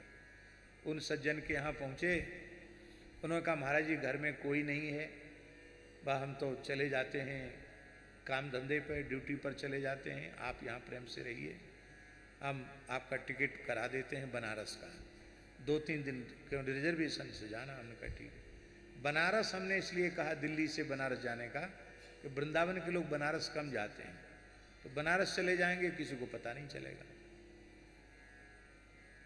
तो दूसरे तीसरे दिन वो अमरनाथ का टिकट लेके, दिल्ली से हवाई जहाज से श्रीनगर का टिकट लेके आए। ये टिकट है। अरे हमने कहा ये क्या किया आपने? कही आपको शंकर जी के पास जाना है, चाहे विश्वनाथ जी के पास जाओ, चाहे अमरनाथ जी के पास जाओ, आपके कारण हम लोगों की अमरनाथ यात्रा हो जाएगी। तो रोज तो सत्संग हुआ, अमरनाथ की यात्रा हो गई और लौट के हम आ गए। अब न तो एक भी दिन भूखे रहे, न एक भी दिन प्यासे रहे, न कहीं कोई कष्ट आया। कष्ट तो आया, लेकिन केवल भगवान की कृपा की ऐसी अचिंत्य अनंत महिमा कि वह प्रतिकूल समय भी भगवत स्मरण कराने वाला बन गया, तीर्थ यात्रा कराने वाला बन गया, भगवान का दर्शन हो गया और पुनः गुरुदेव के चरणों में हम आकर पहुंच गए। तो ये अनुभव की बात है। इसीलिए जीव को सर्वतो भावेन भगवान की शरण हो जाना चाहिए। अब अच्छा हो आपकी इच्छा, बुरा हो आपकी इच्छा। हम अच्छा बुरा कुछ नहीं जानते, हम तो केवल आपको जानते हैं। आप जैसे रखो, इस पूर्ण शरणागति का भाव। तो भगवत शरणागत भक्तों का प्रतिकूल प्रारब्ध भी अनुकूल फल देने वाला हो जाता है। और अनुकूल तो अनुकूल है ही, अनुकूलता पाकर वे अहंकार में नहीं डूबते हैं, भगवान की कृपा को अकेले आस्वादन नहीं करते, अनेकों के साथ भगवान की कृपा का आस्वादन। पांडवों पर अनुकूल कृपा हुई, पिताजी पांडवों पर अनुकूल कृपा हुई तो राजसूय यज्ञ के द्वारा भगवान का अर्चन किया उन्होंने। और प्रतिकूल कृपा हुई तो 12 वर्ष का वनवास, 1 वर्ष का अज्ञातवास, इसमें कितने ऋषियों का दर्शन हुआ, कितने तीर्थों की यात्रा हुई, कितना सत्संग मिला, क्या कुछ नहीं मिला। उनके जीवन का वह 12 वर्ष का प्रतिकूल वनवास का काल उनके लिए स्वर्ण काल हो गया। इसलिए जीव को सर्वतो भावेन भगवान की शरण हो जाना चाहिए। शरणागति की बड़ी भारी महिमा है। और ये शरणागति संत सद्गुरु की कृपा के बिना होती नहीं है, सत्संग के बिना नहीं होती है। देवता तो कर्म सचिव हैं, कर्म के अनुरूप फल देते हैं। आपने अपने हाथ को उठाया, आपका हाथ जितना ऊपर उठा, आपके हाथ की छाया उतने ऊपर उठ गई। छाए व कर्म सचिवा पर साधवो दीन वत्सला। संत तो दीनहीनों पर दया करने वाले होते हैं। देवता ऐसा नहीं करते जैसा संत करते हैं। आपने दिल्ली में उदासीन संप्रदाय का एक अत्यंत प्रसिद्ध संत सेवी स्थान देखा होगा, श्री हरिहर उदासीन आश्रम। हम लोग वहां गए हुए हैं, साधुओं को रोटी वहां मिलती है। बहुत संत सेवी, बहुत पुराना स्थान है श्री हरिहर उदासीन। वृद्ध आती थी ठंड के समय में, पूरे आश्रम में झाड़ू लगाना, पक्के फर्श पर पोता से पोछा लगाना, दुबला पतला शरीर ठिठुरती हुई। एक दिन वहां के जो बड़े महाराज थे, संभवतः श्री द्वारिकादास जी नाम था या क्या नाम था, मैं नाम हो सकता है, नाम में भूल हो सकती है, जो भी थे उस समय के बड़े महाराज थे, संभवतः द्वारिकादास जी नाम था। तो उन्होंने कहा कि माताजी, यहाँ तो सेवा करने वाले लोग सेवा करते हैं, आप सवेरे इतनी ठंड में आकर के यहाँ झाड़ू पोछा करती हैं, पानी से धुलाई पुछाई करते हैं, इतना कष्ट क्यों करती हैं? क्या तुम्हारी कोई विशेष इच्छा है, कामना है क्या? इतना सुनते ही वो माताजी फूट फूट कर रोने लगी, बहुत रोई। कहा क्या कष्ट है? बोले महाराज जी कुछ मत पूछो, मेरे सास ससुर पहले मर गए, मेरा पुत्र भी मर गया, मेरी पुत्र वधू भी मर गई, केवल एक पोता है जिसके सहारे में जी रही हूं। काम धंधा सब चौपट हो गया, कुछ नहीं है। और वो पोता भी अभी 18-20 साल का है और उसकी दोनों किडनी खराब हो गई है।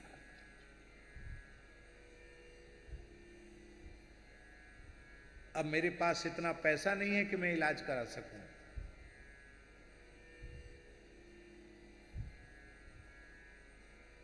तो किसी ने बता दिया कि हरिहर बाबा के यहाँ सेवा करो, भगवान बाबा सब संकट दूर करेंगे, इसलिए मैं आई हूं। उस पोते के मरने के बाद हमारे आगे पीछे फिर कोई नहीं, मैं कैसे वृद्ध अपना जीवन कैसे व्यतीत करूंगा? बुच्चेम यंज सही वाधा यथा न साधि सुब्रत। हे सुब्रत नारद जी, आप ऐसा उपदेश कीजिए कि जन्म मृत्यु रूप भयावह संसार से मैं मुक्त हो जाऊं, बच जाऊं। यह सुनकर के नारद जी हंसने लगे और नारद जी ने कहा कि वाह, बहुत अच्छी बात है, जिनके साक्षात भगवान पुत्र बन गए हैं उनको भी संसार चक्र से छूटने की इच्छा उत्पन्न हो रही है। चलो कोई बात नहीं, ये तो मुक्त ही हैं, पर फिर भी सत्संग की बात इन्होंने पूछी है तो हम सत्संग की बात इन्हें बताते हैं। प्रीतस्तमाह देवर्षे हरे संस्मारितो गुणई।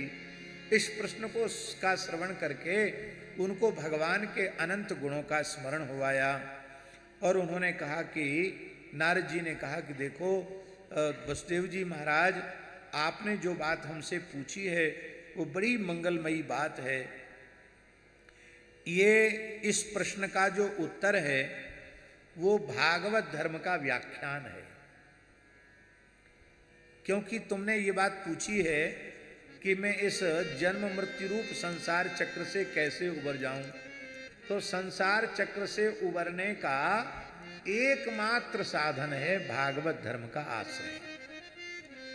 तो भागवत धर्म का व्याख्यान आपकी इस जिज्ञासा के उत्तर में समाहित है। हे वसुदेव जी, ये भागवत धर्म कैसा है?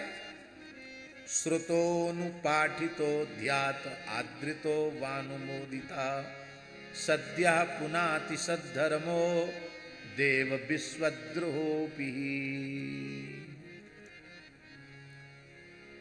भागवत धर्म के संबंध में कोई श्रद्धा पूर्वक श्रवण कर ले, वाणी से उसका उच्चारण करे, उपदेश कर दे, चित्त से स्मरण कर ले, हृदय से स्वीकार कर ले, अथवा कोई भागवत धर्म परायण व्यक्ति हो उसे देखकर कहे कि हाँ बहुत ठीक, ऐसा ही करना चाहिए। स्वयं नहीं भागवत धर्म का आचरण करता है, पर किसी को भागवत धर्म का आचरण करते हुए देखकर कहता है कि ऐसा ही होना चाहिए, अनुमोदन करता है। कहते इतने मात्र से वह जीव उसी क्षण पवित्र हो जाता है। ऐसी भागवत धर्म की महिमा है। सद्यः पुनाति सद्धर्म।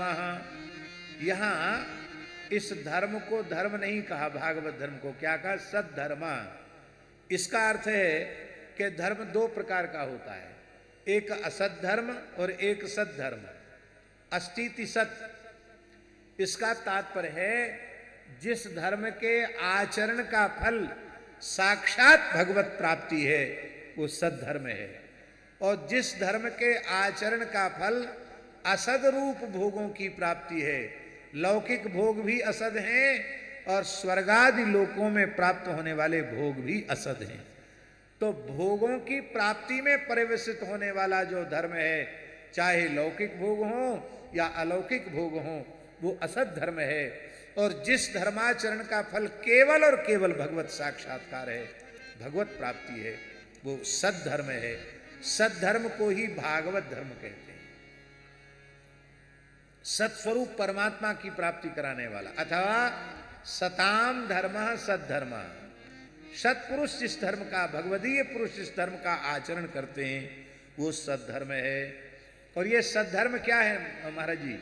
सद्धर्म है भगवत शरणागति। भगवत शरणागति से श्रेष्ठ कोई सद्धर्म नहीं है। इसका फल क्या है? बोले सद्यः पुनाति सद्धर्मो देव विश्वद्रोहोपि सन। विश्वद्रोहोपि, सारे विश्व से द्रोह करने का पाप जिसको लगा हुआ है, वह व्यक्ति भी इस सद्धर्म के आचरण से पवित्र हो जाता है। इसी भाव को गोस्वामी जी ने कहा, विश्वद्रोह कृत अघ जई लागा। विश्वद्रोह कृत अघ जई लागा। शरण गए प्रभु तदपि न त्यागा। शरण गए प्रभु तदपि न त्यागा। नारद जी कहते हैं, हे वसुदेव जी, हम आपके प्रति बहुत कृतज्ञता ज्ञापित कर रहे हैं। क्यों? कहते आपने कितनी बड़ी कृपा की मेरे ऊपर, कितना अनुग्रह किया। त्वया परम कल्याण पुण्य श्रवण कीर्तन स्मारितो भगवान अद्य देवो नारायणो ममो। वक्ता कथा सुनाकर केवल श्रोताओं पर उपकार नहीं करता, श्रोता भगवत संबंधी प्रश्न पूछ करके वक्ता पर उपकार करता है। आपने भगवान का स्मरण हमको करा दिया, जिनकी कीर्ति सबको पवित्र करने वाली है। देखो वसुदेव जी महाराज, इस संबंध में हम प्राचीन इतिहास का वर्णन करके तुम्हें बता रहे हैं। अत्राप्युदन्त्युदाहरन्ति में मितिहासं पुरातनम आर्षभाणां च संवादम विदेहस्य महात्मनः। मैं प्राचीन इतिहास सुना रहा हूं, उस इतिहास का श्रवण करने से तुम्हारी जिज्ञासा का शमन हो जाएगा। प्रियव्रत नाम के महाराज हुए, जो स्वयंभू मनु के पुत्र थे। उनके पुत्र आग्नेद्र हुए, आग्नेद्र के नाभि हुए, नाभि के ऋषभदेव हुए, और ऋषभदेव जी के पुत्र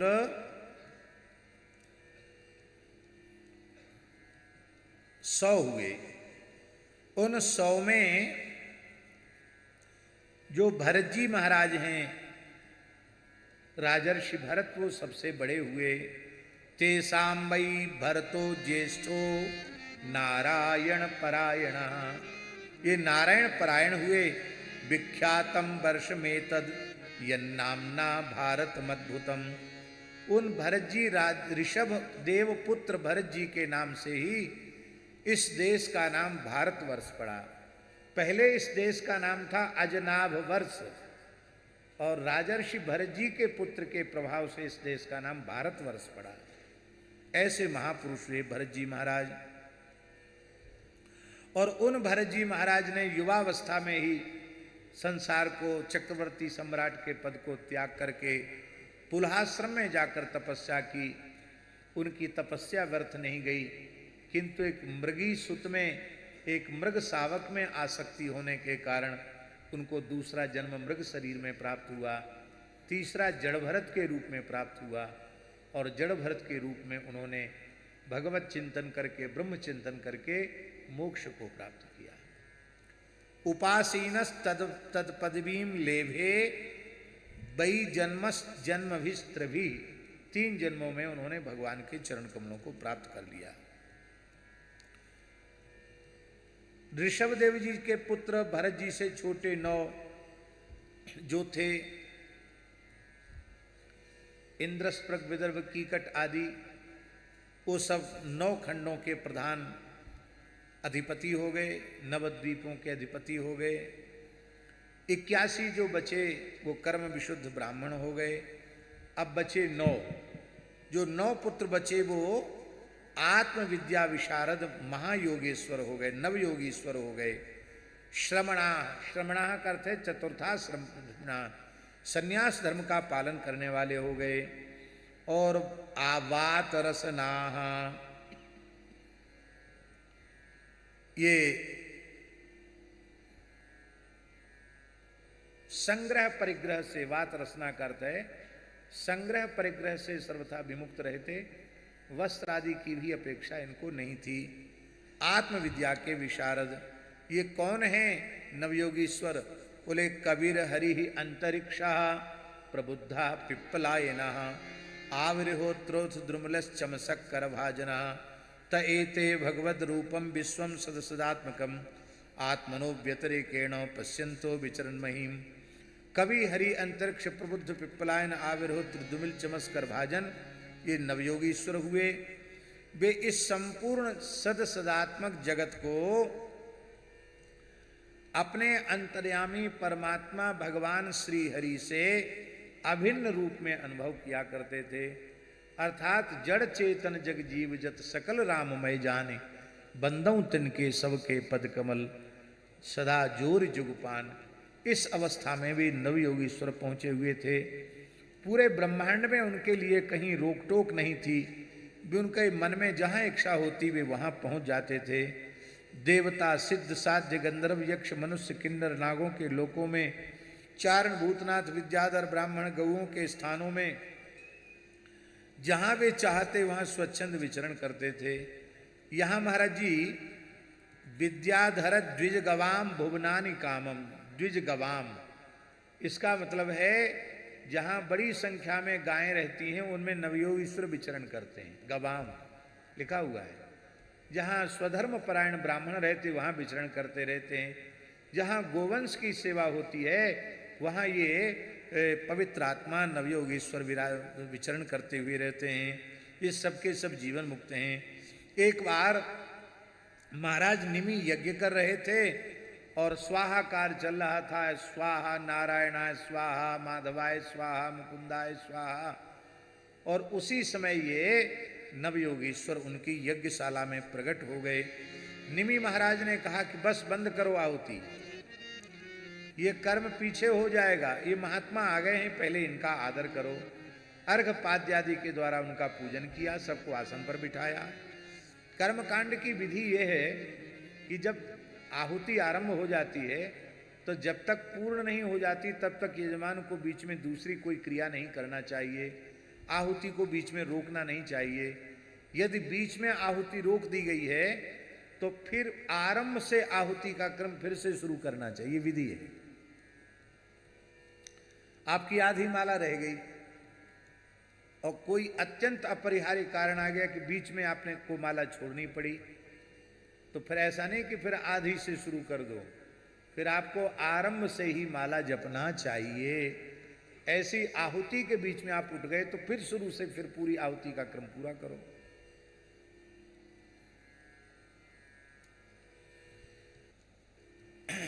पर निमि महाराज ने ऋतुजों से प्रार्थना की कि हे ब्राह्मणों, आप कृपा करो, इस कर्म को इसी समय विराम दे दो।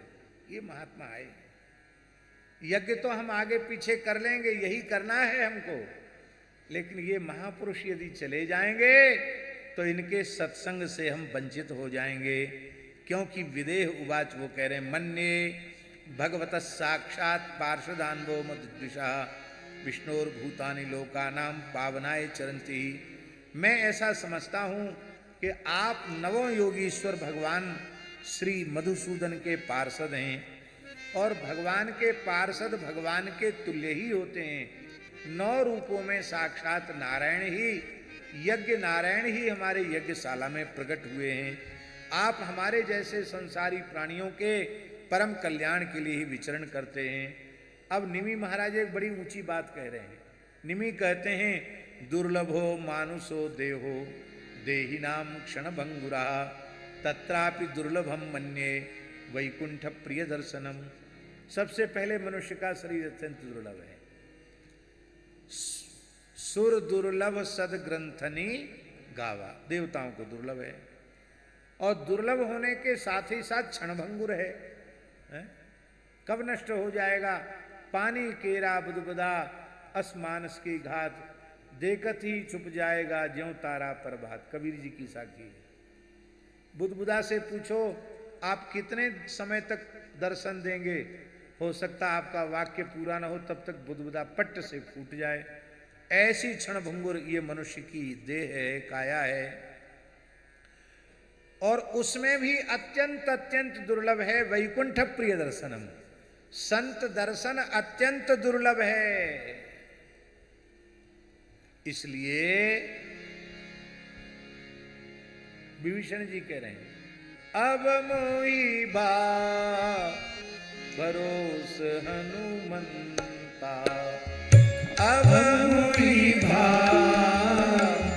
भरोस हनुमंता, बिनु हरि कृपा मिलहि नहीं संता, बिनु हरि कृपा मिलहि नहीं संता। पूज्य गुरुदेव भक्तमाली जी कहते थे, सत्संगत दुर्लभ संसारा निमिष दंड भरी एकौ बारा। प्रारब्ध और पुरुषार्थ दोनों का सहकार हो, दोनों की अनुकूलता हो, तो संसार की कोई भी वस्तु आपके लिए दुर्लभ नहीं है। कोई भी वस्तु दुर्लभ नहीं है। किंतु संतों का संग, साधु संग, साधु संग, अशोक जी, साधु संग न तो प्रारब्ध से प्राप्त होता है और न पुरुषार्थ से प्राप्त होता है। यह केवल और केवल भगवान की अहेतु की कृपा से प्राप्त होता है। हम तो ऐसा अनुभव करते हैं कि किसी जीव के परम कल्याण का संकल्प जब सत्य संकल्प भगवान कर लेते हैं तो उसे भगवान के किसी प्राण प्यारे भक्त का चरणाश्रय मिल जाता है, संत की चरण सन्निधि मिल जाती है। संत विशुद्ध मिलहि पर तेरी। निमि जी ने अपनी ओर से कहा कि आप भागवत धर्म का स्वरूप हमको समझाइए। धर्मान भागवतान ब्रूतो यदि न श्रुतये क्षमम। ये कितना दैन्य है। निमि जी कहते हैं, यद्यपि हम इसके सुनने के अधिकारी नहीं हैं, पर आप यदि हमें अधिकारी समझते हो तो आप कृपा करके हमें भागवत धर्म का रहस्य समझाइए। यही प्रसन्नः प्रपन्नाय दास्यात् दास्यत्यात्मानमप्यजः। कहते हैं ये भागवत धर्म की ऐसी महिमा है कि इसका जो श्रवण कर लेता है उस पर भगवान प्रसन्न हो जाते हैं, और फिर जो इस भागवत धर्म का पालन करने लग जाता है उस पर तो इतने राजी होते हैं, इतने राजी होते हैं कि दास्यति आत्मानम अप्यजः अजः आत्मानम अपिदास्यति। अजन्मा भगवान अपने आप को भी दे डालते हैं, अपने आप को भी दे देते हैं। सुन करके नवयोगीश्वर बड़े प्रसन्न हुए और उन्होंने कहा, विदेहराज निमि ने कहा, अत आत्यंतिकम क्षेमम पृच्छामो बहुतो नघा संसारेस्मिन् क्षणार्धोपि सत्संग से विदंडनाम। आधे क्षण का सत्संग भी सेवधि है। सेवधि माने सबसे बड़ा खजाना है। सत्संग से बड़ा कोई खजाना न भूतो न भविष्यति। सबसे श्रेष्ठ संपत्ति सत्संग है। हे कवि जी ने कहा कि देखो, भय की निवृत्ति जब तक जीव भगवान मुकुंद की उपासना नहीं करता है तब तक उसके भय की निवृत्ति नहीं होती है। इसलिए सबसे पहले सर्वतोभावेन शरीर संसार की अहंता ममता का त्याग करके जीव को सर्वतोभावेन आगे आ गया। जीव को सर्वतोभावेन भगवान की शरण हो जाना चाहिए। विश्वात्मना यत्र निवर्तते भी, कहते जब जीव भगवत शरणागत हो जाएगा, शरीर में अहंता समाप्त हो जाएगी, संसार में ममता समाप्त हो जाएगी, तो अहंता ममता की निवृत्ति के साथ ही सारी संसार की जो विषमता है वो अपने आप शांत हो जाएगी और सर्वत्र अपने आराध्य की अनुभूति होने से भय जाता रहेगा। स्वामी जी, अपने आप से किसी को भय लगता है क्या? भय दूसरे से लगता है, अपने से तो नहीं लगता। और अपने अंतर्यामी भगवान है, हमारा कोई अस्तित्व नहीं। अपने स्वयं तो भगवत स्वरूप ही तो है ना आत्मा। और वह आत्मा ही वेदम सर्वम, वह आत्म तत्व ही सर्वत्र समान रूप से विद्यमान है। तो भय कहां रहा? भय नहीं रहा।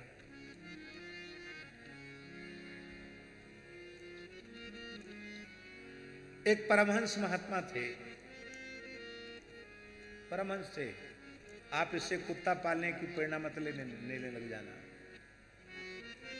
और उनका शिष्य भी सिद्ध ही था। तो वो कुत्ता कहीं चला गया तो गुरुजी नाराज हो गए। ए बच्चा, वो हमारा पार्षद था, भिक्षा जो बचती थी वो खाता था, कहां गया? और जब तक वो नहीं आएगा हम भिक्षा नहीं लेंगे, कुछ खाएंगे नहीं। तो चेला ने कहा खोज के लाओ। अब वो कहाँ मिला? वो तो भाग गया, जंगल था, घोर जंगल था, चला गया कहीं कुत्ता। तो वो शिष्य जो थे वो सिद्ध थे, तत्वज्ञानी थे। उन्होंने कहा कुत्ते में और शेर में क्या अंतर है? शरीर का भेद तो भेद है नहीं, आत्मभेद है नहीं, शरीर पर दृष्टि महात्मा लोग रखते नहीं। कोई भी चाहिए एक जीव। तो बोले क्या है? मान्यता ही तो है कि ये कुत्ता है, ये शेर है, ये अमुक है, तमुक है। वो सब मान्यता झूठी है। वस्तुतः तो सब भगवान है, भगवान के अलावा कुछ है ही नहीं। ये ज्ञान उनको सिद्ध था। तो उन्होंने एक बर्बर शेर का कान पकड़ा, बोले चल हमारे गुरुजी का कुत्ता बन जा, चल गुरुजी के पास चल। तो बब्बर शेर को कान पकड़ के खींचते हुए गुरुजी तक ले आए। बोले महाराज कुत्ता तो मिला नहीं, इसी से काम चला लो। है किसी में हिम्मत जो कान का शेर का कान पकड़ के ले आवे? पकड़ के हम प्रवचन कर रहे हैं, हमारी हिम्मत नहीं, हम कुत्ते को नहीं छू सकते, शेर को क्या छुएंगे? गुरुजी ने देखा, बोले अब तुम सिद्ध हो गए हो, अब जाओ मुक्त होकर के विचरण करो, हम प्रसन्न हैं, हमको न शेर चाहिए न हमको कुत्ता चाहिए, जाओ अब तुम सिद्ध हो गए। ये भय की निवृत्ति सर्वत्र आत्मदृष्टि के बिना भय की निवृत्ति होती नहीं। इसलिए घोर से घोर जंगलों में महात्मा सिंह व्याघ्र आदि के से सेवित जंगलों में भी निश्चिंत होकर के पड़े रहते हैं, सर्पों के बीच में पड़े रहते हैं, क्योंकि वे सर्वत्र भगवान का अनुभव करते हैं, सर्वत्र भगवान का दर्शन करते हैं। ये भागवत धर्म की महिमा है। जो भगवान ने अपनी प्राप्ति के साधन स्वयं अपने मुखारविंद से बताए हैं, उन्हीं को भागवत धर्म समझना चाहिए। इस भागवत धर्म का आश्रय लेने वाला जीव कभी विघ्नों से पीड़ित नहीं होता है। कभी लगता है कि भागवत धर्म पर चलने वाले मनुष्य के साधक के जीवन में विघ्न आए, पर वो विघ्न के लिए नहीं आते हैं, उसकी साधन में तीव्रता बढ़ाने के लिए आते हैं। स्वामी जी, ऐसे उदाहरण हैं कि नहीं? जगन्नाथ जी के पंच सखाओं में एक बलराम दास जी भी थे ना, उनके जीवन की इसी प्रकार की कोई घटना है। समय नहीं इसलिए हम नहीं सुना रहे हैं, पर उस घटना से क्या उनके जीवन में पतन हुआ? भगवान जगन्नाथ का रथ रुक गया और जब उन्होंने देखा कि मेरे जैसे पतित जीव के ऊपर भी जगन्नाथ की ऐसी कृपा है, तब फिर उनका वैराग्य जो पहले जितना वैराग्य था उससे कई गुना अधिक तीव्र वैराग्य हो गया और वो तीव्र गति से भजन में लग गए। ऐसा है कि नहीं? तो कथनचित कोई भागवत धर्माश्रयी के जीवन में कोई विक्षेप आता है तो उसको भगवान से विमुख करने के लिए नहीं आता है, वो इसलिए आता है कि वो भजन के मार्ग पर और तीव्र गति से चल पड़े। जो धीमे धीमे चल रहा, आलस पूर्वक चल रहा है, ग्लानि, इसलिए ग्लानि उसके मन में हो, विषाद हो उसके मन में, और फिर विषाद से वैराग्य उत्पन्न होता है, जिससे तीव्र गति से वो भगवान की ओर चढ़े। मार्ग का निर्माण हो गया। सामने से किसी को आना नहीं है, क्योंकि यदगत्वा न निवर्तन्ते तद्धाम परमम मम। सामने से लौट के आना नहीं, पीछे से कोई जाएगा नहीं, सामने से कोई आएगा नहीं। अब आप चाहे अब आंख मूंद के चलो, चाहे आंख खोल के चलो, धीरे धीरे चलो, चाहे दौड़ के चलो, आपका स्खलन और पतन नहीं होगा। तब एक सूत्र में भागवत धर्म का स्वरूप बताओ, एक वाक्य में। ये संपूर्ण नवयोगीश्वर संवाद का सूत्रात्मक व्याख्यान है। ये दूसरे अध्याय का 11वें स्कंद के दूसरे अध्याय का 36वां श्लोक। भागवत धर्म की इससे सरल व्याख्या और कोई दूसरी नहीं हो सकती। आप सबको याद है, जिनको याद है वो हमारे साथ बोल सकते हैं। कायेन वाचा मनसेन्द्रियैर्वा, कायेन वाचा मनसेन्द्रियैर्वा, बुद्ध्यात्मना वानुसृत स्वभावा, बुद्ध्यात्मना स्वभावा, करोति यद्यत् सकलं परस्मै, करोति यद्यत् सकलं परस्मै, नारायणायेति समर्पयेत्, नारायणायेति समर्पयेत्। सबसे पहले कहा कायेन। काय का लक्षण क्या है? इंद्रियाश्रयो कायः। इंद्रियों के आश्रय को ही काय कहते हैं। इंद्रिय में पंच ज्ञानेन्द्रिय, पंच कर्मेंद्रिय, 4 अंतर इंद्रिय, मन बुद्धि चित्त अहंकार, इन सबका जो आश्रय है उसको काय कहते हैं। इसका मतलब है इतना ही नहीं, सप्त धातु भी काय हैं, पंचभूत भी काय हैं। इसका तात्पर्य है मेरी केवल पंच ज्ञानेन्द्रियां, कर्मेंद्रियों से होने वाले कर्म ही समर्पित नहीं, मन बुद्धि चित्त अहंकार से होने वाले कर्म भी समर्पित हैं। कहाँ तक कहें, हमारा सब कुछ समर्पित है। सप्त धातु विनिर्मित यह देह, पंचभूत रचित यह देह, तन मन प्राण देहेंद्रियादि सब कुछ हे नाथ आपके चरणों में समर्पित है।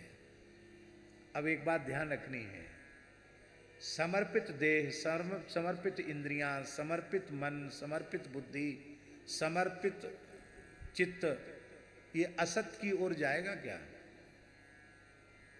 इसका मतलब है कि हमने समर्पण किया ही नहीं, हमने अब भी उसको अपना मान कर रखा है। हम स्वयं को उसका भोक्ता मानते हैं, इन सबको हमने भोग्य मान रखा है। जबकि भोक्ता एकमात्र भगवान है, हम सब जीव भगवान के भोग्य हैं। पर इस सच्चाई को हमने स्वीकार नहीं किया। वाणी से, मन से, इंद्रियों से, बुद्धि से, अंतःकरण से, स्वभाव से जो कुछ भी करे सकलम परस्मयी, जो कुछ करे वो सब परमात्मा के चरणों में अर्पित कर दे। यही सबसे सीधा साधा सरल भागवत धर्म का मार्ग है। और ऐसा करके स्वीकार कर ले कि भगवान के अतिरिक्त इस संसार में कोई दूसरी वस्तु है नहीं। ऐसा हृदय से स्वीकार करते ही भयम द्वितीया भिनिवेशत स्यात् ईशादपेतस्य विपर्ययो स्मृति तन्माया तो बुध आवजेतम भक्त्यैकेशं गुरुदेवतात्मा। अब इस श्लोक की क्या करें, एक एक श्लोक की व्याख्या का बड़ा मन कर रहा है, लेकिन समय बिल्कुल भी नहीं है। नवयोगीश्वर कह रहे हैं कि सब कुछ परमात्मा है, यह मानकर भय से रहित हो जाओ। द्वितीयाभिनिवेश भय का कारण है। द्वितीयाभिनिवेश त्याग दो। आत्मैवेदम सर्वम अयमात्मा ब्रह्म ने नानास्ति किंचन, स्वीकार कर लो, हो गया काम। बोले नहीं होगा। क्यों नहीं होगा? जो लोग कई कई सालों से वेदांत पढ़ रहे हैं उनको हो गया क्या? बोलो, नहीं हुआ। जो पढ़ा रहे हैं उनको हो गया क्या? नहीं हुआ।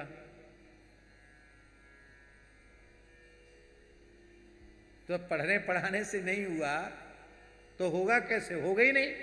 बोले होगा। कैसे होगा? बहुत ऊंची बात है स्वामी जी इस श्लोक में। उस परम सत्य तक पहुंचने के लिए उस परम सत्य की एक इकाई पहले स्वीकार करनी पड़ेगी। और उसकी एक इकाई क्या है? बोले भक्ति पूर्वक गुरु तत्व में परमात्मा को मान लो। भक्त्यैकेशं गुरुदेवतात्मा, गुरुदेव को आत्मस्वरूप मान लो, भगवत स्वरूप मान लो। पहले गुरु तत्व में भगवान को स्वीकार कर लो, बस ये इकाई है। अब गुरु तत्व में भगवान को स्वीकृत करने के बाद क्या होगा? अपनी पूजा पत्री के प्रेमी गुरुजी होंगे तब तो कह देंगे कहीं जाना नहीं सत्संग में। हाँ, भाग जाएगा बच्चा, गड़बड़ा जाएगा। मैं हूं ना तेरा गुरु, मेरा ही फोटो लटका लो गले में, मेरी ही पूजा करो, पैसा कमाओ, हमको धन दो। कहो किस लोक में तुमको रिजर्वेशन चाहिए? ब्रह्मलोक, शिवलोक, वैकुंठ लोक, कहाँ जाना है तुमको?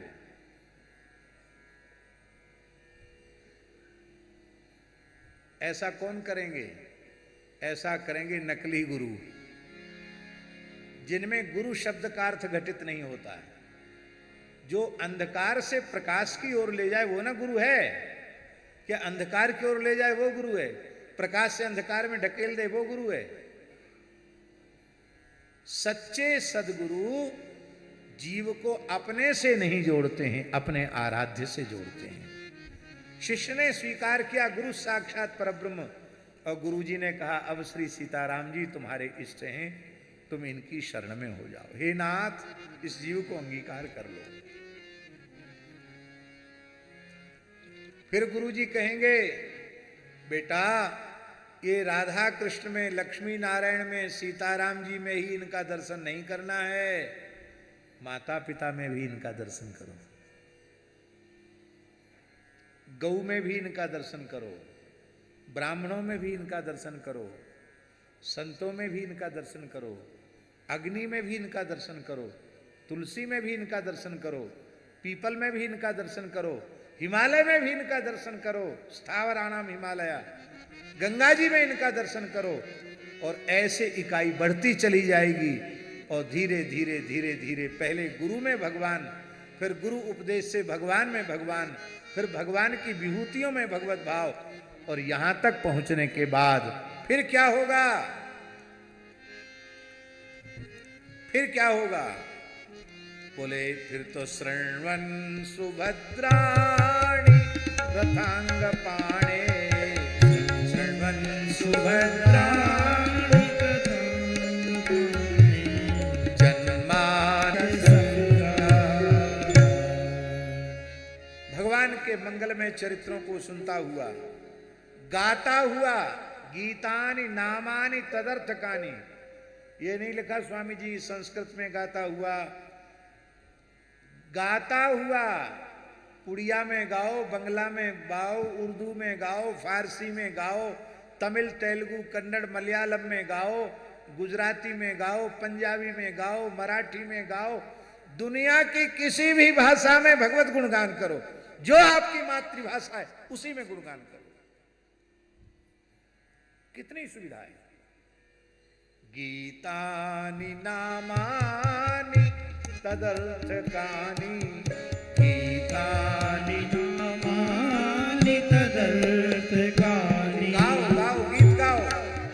गीतानि नामानि तदर्थकानि, गीतानि नामानि तदर्थकानि।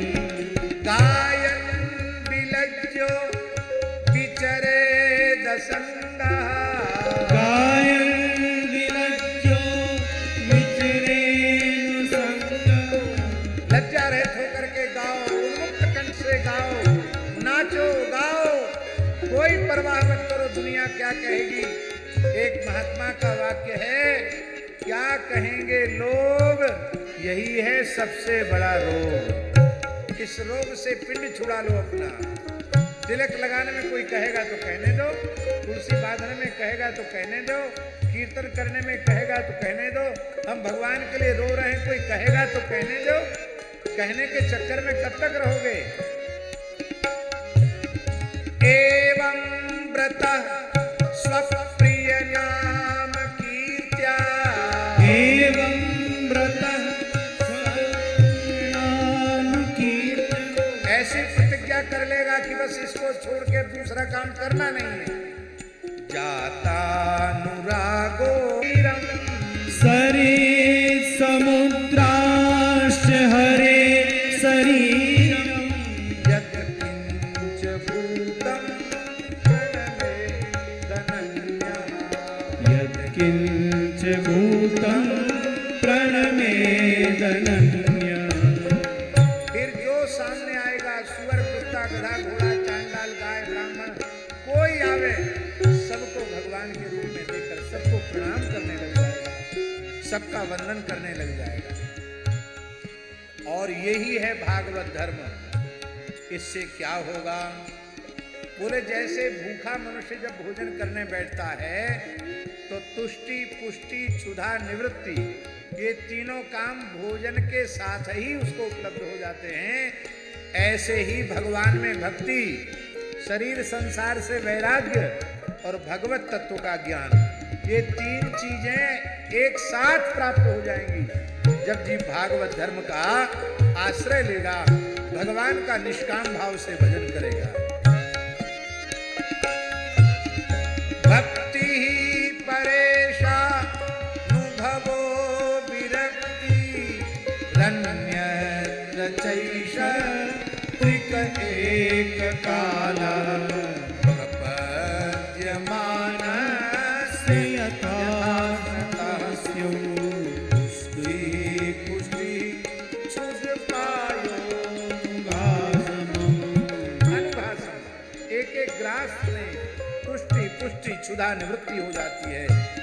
और इस प्रकार से भगवान के प्रति प्रेम, शरीर संसार के प्रति वैराग्य और भगवान के स्वरूप की स्फूर्ति, ये तीनों जब एक साथ होने लग जाती हैं तब वह जीव भागवत हो जाता है। क्या हो जाता है? भागवत हो जाता, भगवती हो जाता है। ततः पराम शांति मुपैति साक्षात, फिर परा शांति को प्राप्त करता है। परा शांति का अर्थ है ऐसे संत का दर्शन करके अशांत जीव को भी शांति मिल जाती है। आपने अनुभव किया है कभी? मन बहुत बेचैन है, बहुत घबराया हुआ, व्याकुल है, परेशान है, और किसी संत के चरणों में जाकर बैठ गए तो तत्काल शांति मिलती कि नहीं मिलती है? वो स्वयं शांति का स्वरूप हो जाता है। उसके निकट पहुंचने वाले जीवों की अशांति समाप्त हो जाती है। वो एक शब्द न बोले तो भी, देखे सुने तो भी नहीं, केवल उसके पास पहुंच गए, जैसे जेठ की दोपहरी में तपा हुआ व्यक्ति चलता फिरता विशाल वटवृक्ष की छाया के नीचे पहुंच गया, तो विशाल वटवृक्ष की छाया में पहुंचने वाले को वटवृक्ष से प्रार्थना नहीं करनी पड़ती कि हमको ठंडक दीजिए, हमको शीतलता दीजिए, हमको छाया दीजिए, हमको शांति दीजिए, कहना पड़ता है क्या? अपने आप प्राप्त हो जाती है। ऐसी संत की सन्निधि में जीव को परम शांति की प्राप्ति हो जाती है। बोलो भक्तवत्सल भगवान की जय। माया और माया से पार जाने के उपाय एक एक योगीश्वर का बड़ा सुंदर संवाद है। हमने तो केवल नमूना किया। अब आपको कभी सुनना हो तो कहना कि एक सप्ताह में केवल नवयोगीश्वर संवाद सुनाओ तो सुनाएंगे। ये 1 घंटे 2 घंटे 3 घंटे में होने वाला प्रकरण नहीं है। भगवान के अवतारों का वर्णन किया, सतयुग में किस स्वरूप में भगवान का, त्रेता में किस स्वरूप में, द्वापर में किस स्वरूप में, कलयुग में किस स्वरूप में भगवान होते हैं। भक्तिहीन पुरुषों के लिए पूजा की विधि का बड़ा सुंदर वर्णन किया। कलयुग के लोग कैसे भगवान की स्तुति करते हैं उसका वर्णन किया। भगवत शरणागति की महिमा का वर्णन किया और कहा कि जो इस नवयुगीश्वर संवाद को श्रद्धापूर्वक श्रवण करता है वह संपूर्ण कश्मलों से मुक्त होकर के ब्रह्म भूयाय कल्पते। ब्रह्म भूयाय कल्पते का अर्थ है वो ब्रह्मीभूत हो जाता है, ब्रह्मात्मैक्य प्राप्त कर लेता है, उसका ब्रह्मात्मैक्य भाव सिद्ध हो जाता है। हमें स्मरण आता है पूज्य श्री संपूर्णानंद बापू का, मौनी भिक्षु श्री स्वामी संपूर्णानंद जी महाराज